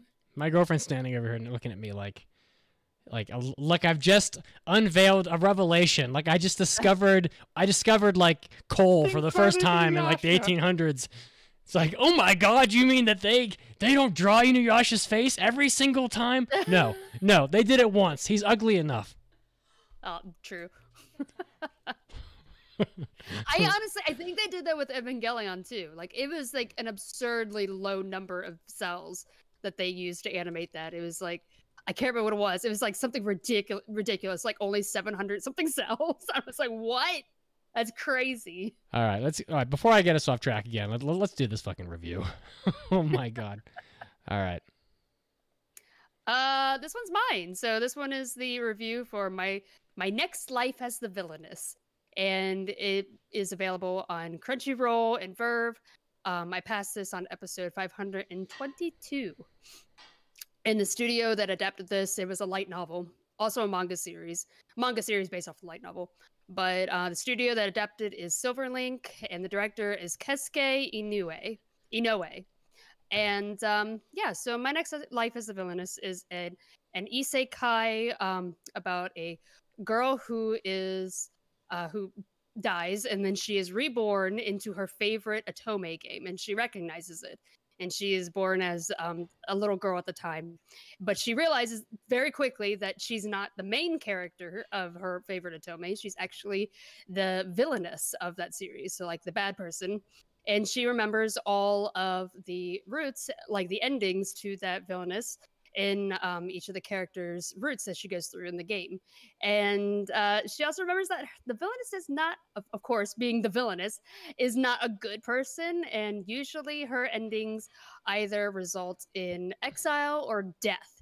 So as she's meeting all of the characters from her favorite otome game, she remembers what did the main character, the heroine, do in order to achieve the best ending for all of those roots, and how did it play out for the villainess, who is her, Katarina Clays. So she is trying to avoid those fates of death and exile, and win over the game through actually being a nice person. And so that's basically the gist of it. And for those who might be newer to anime and don't know what an otome game is, you kind of got the idea of it from the break trivia, but it is a very specific type of game that's aimed at the female audience, where you have a main character who is a woman, and it's usually visual novels. Some of them have game mechanics in them, but you have a cast of male characters, and you can fall in love with one of them and go down a very specific route. And a lot of people kind of group games into that genre that are not actually otome games, like Idler 7 non-otome game. It's a very specific definition for them. So this series takes a lot of the tropes and kind of like examines like what kind of cliches that are in that genre. So yeah, I guess we'll go with expectations going in. Whoever would like to go first. First of all, I just want to say that I didn't watch the whole thing, so I watched about enough of this to do an impression. So I'm gonna toss little tidbits in here and there, but I'm not gonna give it a score at the end. But as far as my impressions, I can definitely give that much. I mean, I thought it was gonna be kind of a girly show because I'd seen lots of art for it, and it's about an otome game, and I thought it was going to be like a fantasy isekai, basically. So that's what I thought. I think it was mostly accurate. My initial expectations going into the show, a lot of people were hyping this up on the Discord, and we ended up watching the first 2 episodes on our Discord. We have like a weekly watch party, and we were watching it, and I think a lot of people were really enjoying it, vibing with it. And I was honestly a little underwhelmed. I like the premise of this girl coming in and being the villainess of the game and having to fight her way to kind of save herself in that regard. But what the show did with the child characters in the early episodes really didn't do much for me. So I was hoping when they grew up in the time skip and became adults in a sense that it would go somewhere with it. I started reading the manga a long time, and I never read the light novel, which is the original adaptation of it, or the original source material. And the manga went in a direction that I was not expecting, and I was very pleasantly surprised because it was not something that is typical to otome games. And I was excited about the kind of balls that it had at the time, and I was curious if the anime was going to go past that. Unfortunately, the anime never went past what I read, so I've only only watched what I have already read. But yeah, I was still curious to see how they would adapt it and see what happened. With that, I guess we'll go with spoiler-free recommendations. I'll go first, and granted, again, I only watched about a quarter of this, so from what I can tell, there's definitely a very good audience for this anime. The audience is not me, however, but there's definitely an audience. It has a target, and I don't know. I don't want to be presumptuous and say it's like a show that feels like it's made for girls, but I mean, isn't that what otome games are? But they're so in saying that, I don't want to like say, oh well, there's no way a guy could enjoy this, because that's just not true. But I think like in general, I think they have a target audience and they're trying to go for that. And so if I had a friend who was a girl and she was like, oh, I want to watch an anime and I want to have like, I want it to be like a fun, light show about like, that's got some romance in it, and maybe she plays video games, I'd be like, okay, well, this is maybe you'd like this. But like if you're the guy that wants to watch sports and shonen shows and like people getting like their limbs chopped off, like it's just not for you, from what I can tell. Personally, I'm like neither of those groups. I'm a little more blended, but the anime wasn't really for me. Personally, I found the one thing that got me that really was annoying was the voices. They all sound like they're from like the damn Chipmunks. I feel like I'm watching like Alvin and the Chipmunks, because like there's so many girl characters in this show, at least in the beginning, that are really young, and their voices are just like so high. I can't even imitate it. Like there's no like my vocal cords, especially after doing that Dragon Ball thing earlier in the show, can't get that high. So I don't know. I thought it was fine, but for the right audience, it's recommendable. Yeah, definitely going off what Mitt said, where I think a lot of the humor and jokes and like appeal of the show is the twist on the tried and true formula, the same way that One Punch Man works, because it's those shonen jokes and like story beats, but they put a twist on them to give them that extra layer of appeal. And I feel like my experience with otome games and the reverse harem genres are just limited. And so while I kind of saw the concept of the show as intriguing and like a twist on the formula, I just found that it was constantly fighting to be average and failing my expectations. So I would not recommend it, but like Mitt said, there definitely is an audience for this out there. So yeah, when I first read the manga, I really enjoyed it. I thought it was a really good like change on the otome genre. And I originally read it during one of my otome book clubs that we started with my own little private group.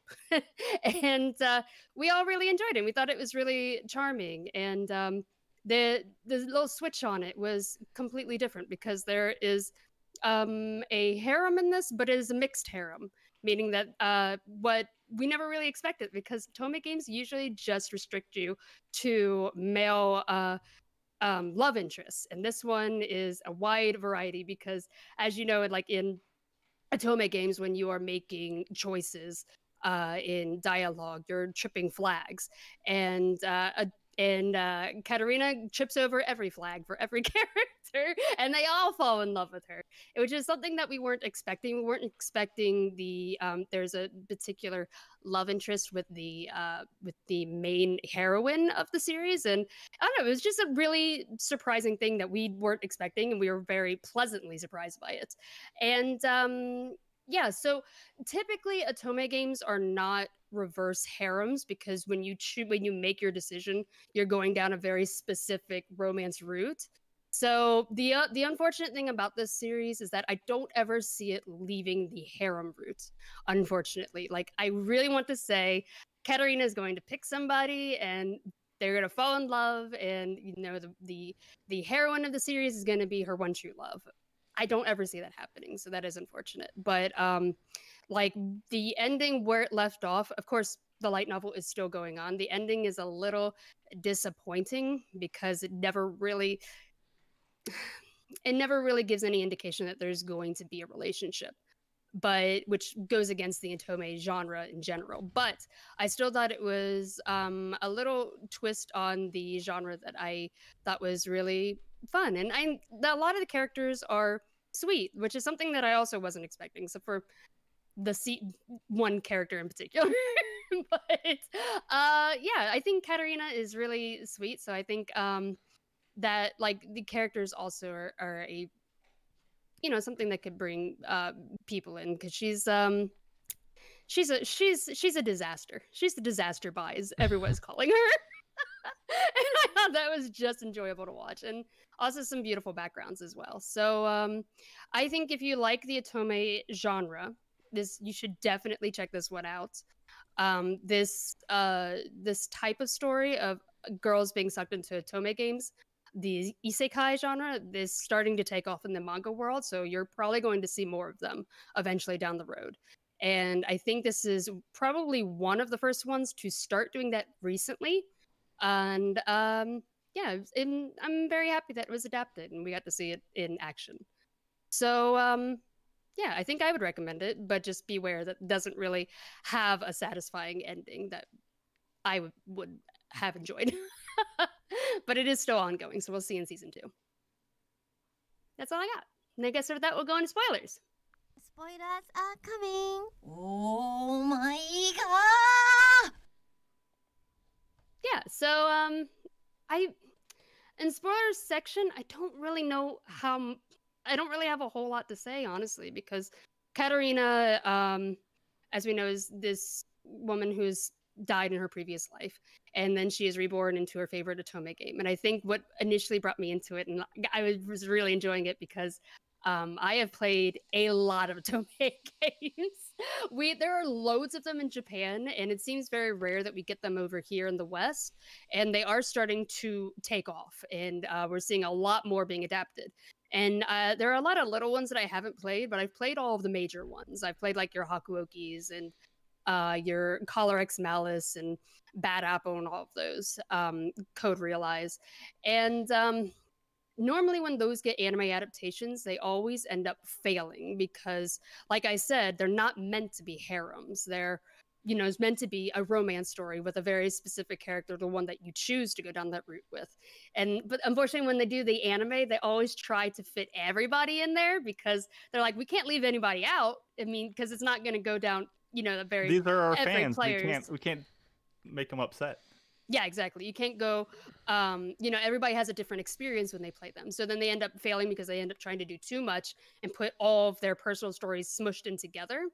So what I did like about this though is that it focused a lot on Katarina's experience with the game, and she starting to make lists of like everything that she remembers of the game.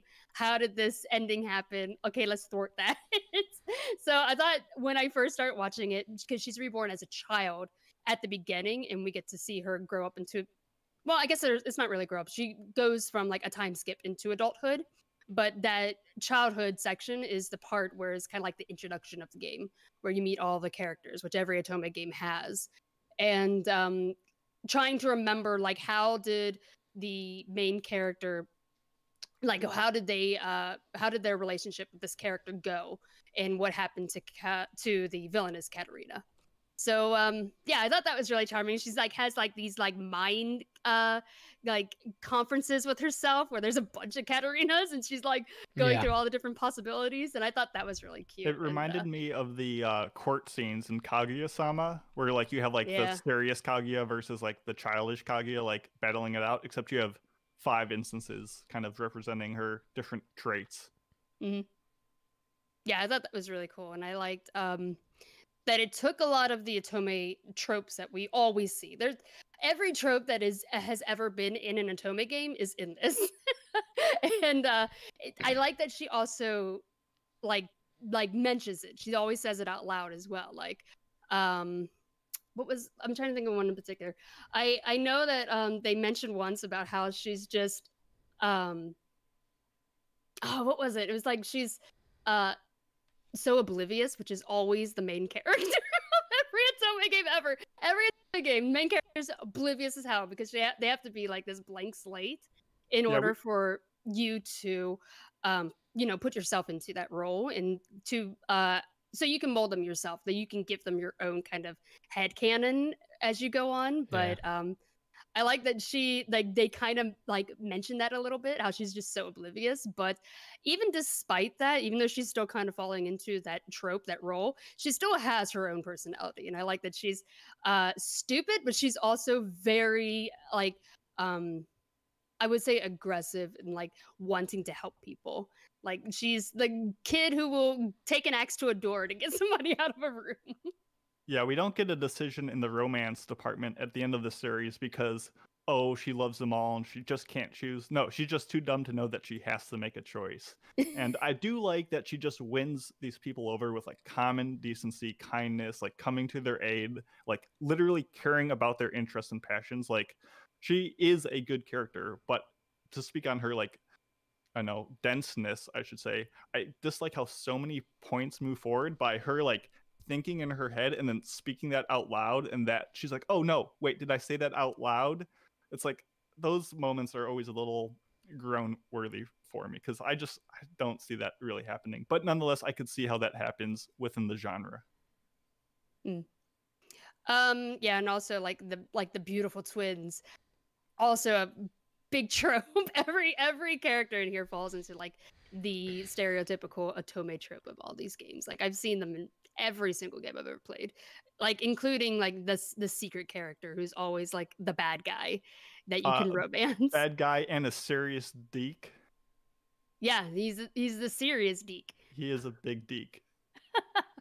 And I was like, towards the end, the last couple episodes, I don't think I actually got to see the ending of that in the manga that as I was reading. I think it was just getting to that.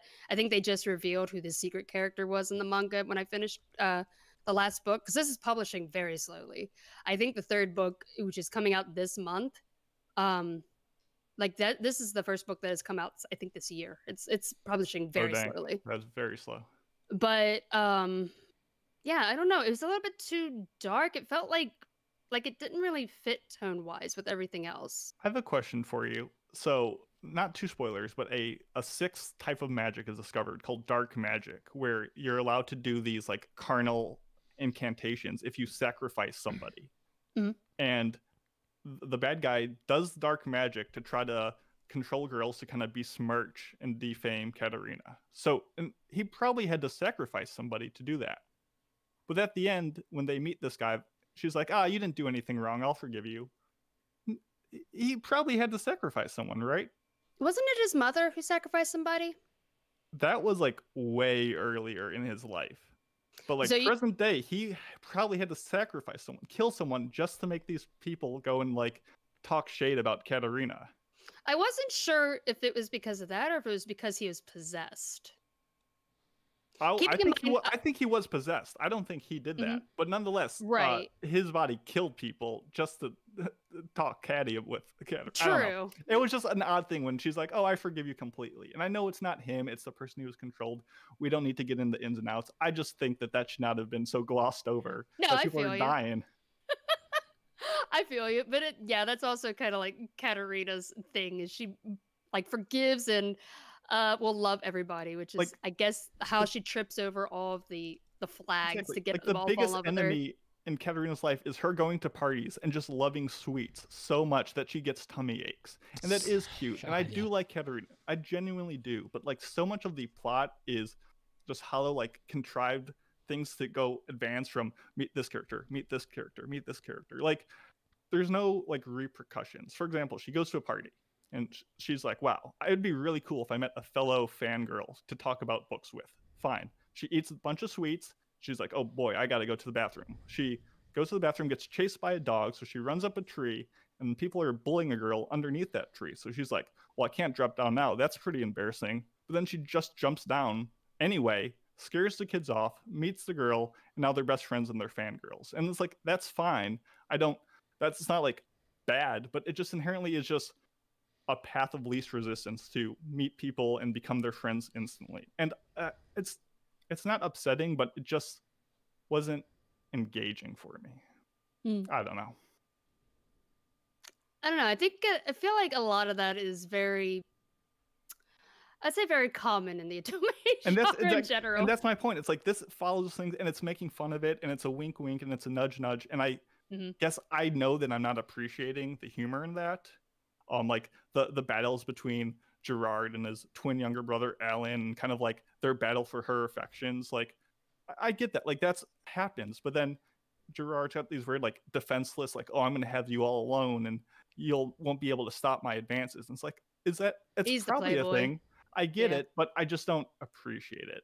So I'd say every otome game has a Playboy character. And they'll definitely fall into those different roles. And that's why it's like I dislike it, but I know why it is the way it is. So I don't know. Whatever her younger or Keith, what was his name? Keith Clays. Whenever he said like I'm Keith Clays, I always thought of like Keith Stone from those Keystone Light commercials. I don't know why, but and like him like going back and forth with Gerardo, like I'm her fiance, I will protect her. Well, I'm her younger brother, I'll protect her, and it just became trite. And I don't know. It's just nitpicking an established formula that isn't for me, so I will be quiet. Yeah, it definitely has a lot of those tropes in there for the otome fans in general. If you've played these games, then you're definitely in on the joke and you get it. You're like, yes, I have seen all of these characters before, and it's kind of funny to see that she tripped all of their flags, including all of the girls who are supposed to be rivals with the main character. Like all of the girls who are supposed to be like in each individual guy's romance group, the rival girl who's supposed to like, you know, try and steal the attention away, and depending on your choices in the game, whether or not that male interest will end up with the other person or will end up with you, the main character. All of those girl characters also end up falling in love with Katarina, which I think is the part that I was like super in love with, because I never expected a series about otome games to have Maria, who is the main girl of the series, the player character, if you're playing Fortune Lover, actually end up falling in love with the villainess Katarina. And it's very obvious about it as well. She spells it out for her at the end. Of course, Katarina is an idiot and says, oh, we're just friends. I'm like, I think Katarina is so concerned about tripping the bad flags. Yes, like, yeah. I don't want these people to be my enemies. Avoiding romance. She can't even avoid, like, she can't even fathom the concept that, oh, I'm tripping the romance flags. I'm on the other end of the spectrum and they all love me, but I'm so concerned about staying away from their bad side that I've become their affection, which is cute. Yeah, like because you know, her being the villainess, she's not the player character, so technically she's not supposed to be finding love with anybody. And I think that's why she's also a little bit oblivious to what's going on, because she's expecting every character to fall in love with Maria. She's like, oh, do you have feelings for Maria? Because she's wanting to go down the route, like try to get a good ending for the main character and not herself. So she's always trying to ask people like, Alan, how do you feel about Maria? And that kind of stuff, to see if she's going down the route that, like, the good route where she gets to live and or not be exiled. So yeah, she's always like trying to do that, but she's so oblivious to the situation and doesn't realize that all the characters are now falling in love with her. So yeah, basically Maria and Katarina was my love, and I want them to. That was your ship? I just want them to fall in love. Let's not like discount Katarina X Potato, where she's like so committed to like, oh, if I get exiled, I might as well learn to farm so I can survive. So she just like takes up the passion of gardening, and she's like, at least I'll live. At least I won't die starving. Yeah. Yeah. I did like that they spelled it out at the end. Maria's like, Katarina's like, is there anyone you love? And she's like, yes, you. And she's like, no, I mean, like, is there a boy you love? And she's like, no, I'm in love with you and I want to stay with you forever. And Katarina's like, oh. Katarina's like, I'm not getting anywhere with this lady. She's like, oh, this is just like the romance flag for the main character in the game. She's like, we must be really good friends. I'm like, shut up. That's the part I hate. That's the ending. I hated that part because I just wanted her to acknowledge that Maria was in love with her. That's all I wanted. Yeah, so as far as like there being just a giant bisexual harem, which is the part that I absolutely love, the ending was a little disappointing, but I get that they're working into a season 2. Like, the light novel's still going on, and I've heard some grumblings about the light novel continuing, and everyone thinks that it should have just ended here. So I would not expect season 2 to be good. Like, the people who actually really enjoyed this season 1 or this section of the light novel and manga were like, it really doesn't go anywhere, is from what I'm hearing, and I'm not giving spoilers because I haven't read it myself.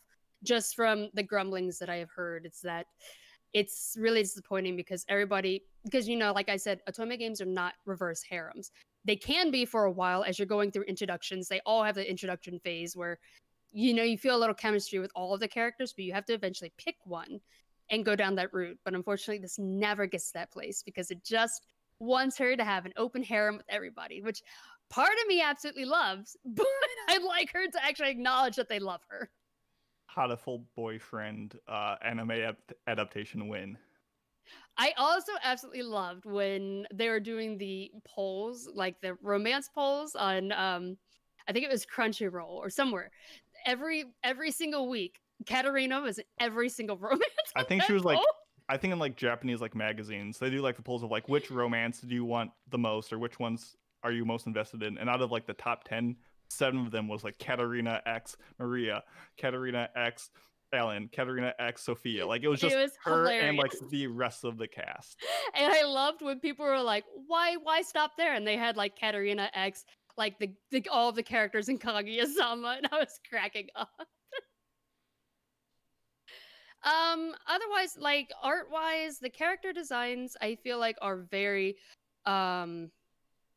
I'd say they have a very otome look to them. Like, as I was watching this, I was like, yeah, I could definitely see this being a game. It looks like a lot of games that I have played. But I also thought a lot of the background art was really interesting. I thought they had some really nice just structure designs and like the magic school and stuff, and just the environments in general were actually pretty nice. Yeah, the architecture in the gardens looked really cool, even if the characters within them didn't really exist in the same universe. They did look nice. The tree climbing animation looked awful, but it was kind of funny. The biggest problem was like the characters' faces. Like there's this one guy named Nicole which they say is like, oh, he's devilishly handsome and charming, but you wouldn't never have guessed that just by how he looks, and you're like, I guess I believe it because they tell me, but I don't know, they looked kind of substandard. But Alan was my favorite boy in the series. that doesn't surprise me. He's the white hair boy. Yep. He's the densest of them all. Well, I don't know about the densest. True. He just can't accept it himself. And he's super aggressive. And plays piano. Yep. Which the music in the show was kind of very stock sounding. Nothing really grabbed me. I thought the OP was pretty catchy as well, though. I like the part where they all like sing it. I don't know. I like the OP a lot. There you go. All right. Well, oh, well, we lost him, but I'm sure he's still talking on his recording. Are we ready to wrap it up and score it? I think so. I'm not going to score it, as like I said, so you guys will have to battle it out. Okay. I can go first. Let's see, once my computer gets all back and going.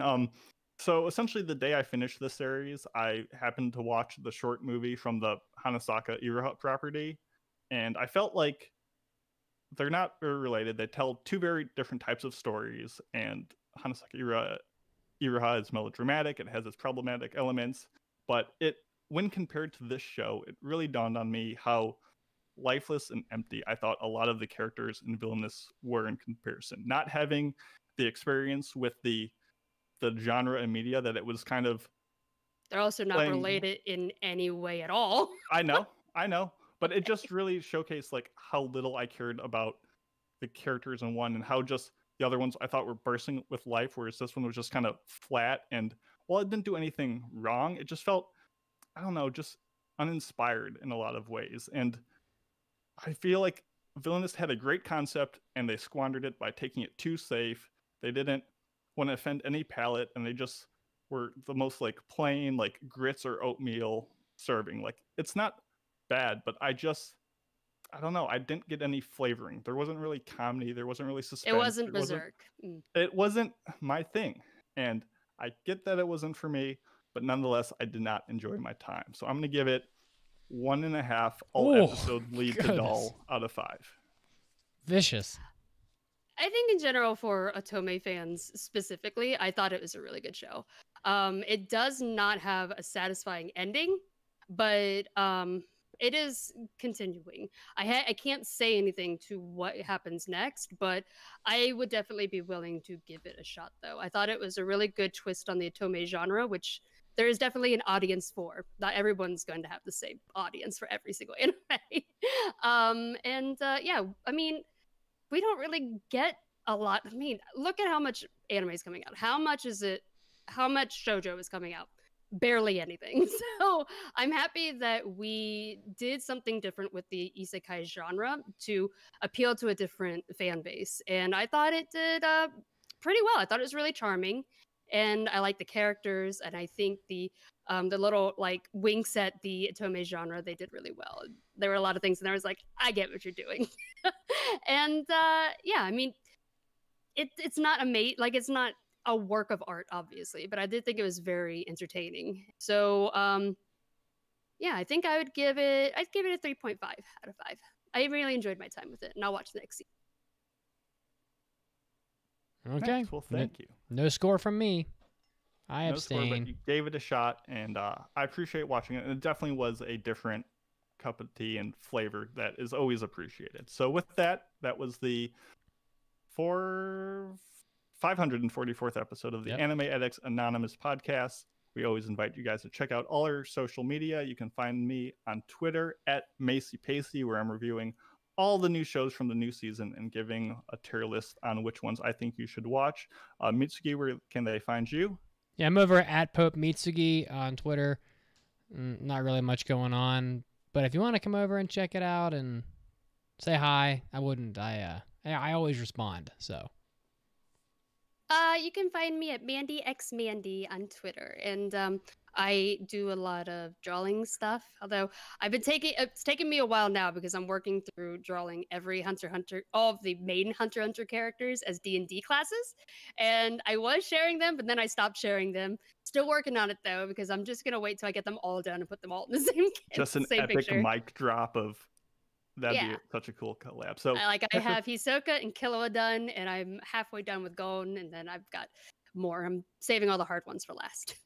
Very nice. And don't forget to find us at aaapodcast.com, where you can find the links to all the things such as where to subscribe, find the Discord, iTunes reviews, Facebook, you know the drill. Hope to see you next time live on Twitch, and thanks all who joined us there today.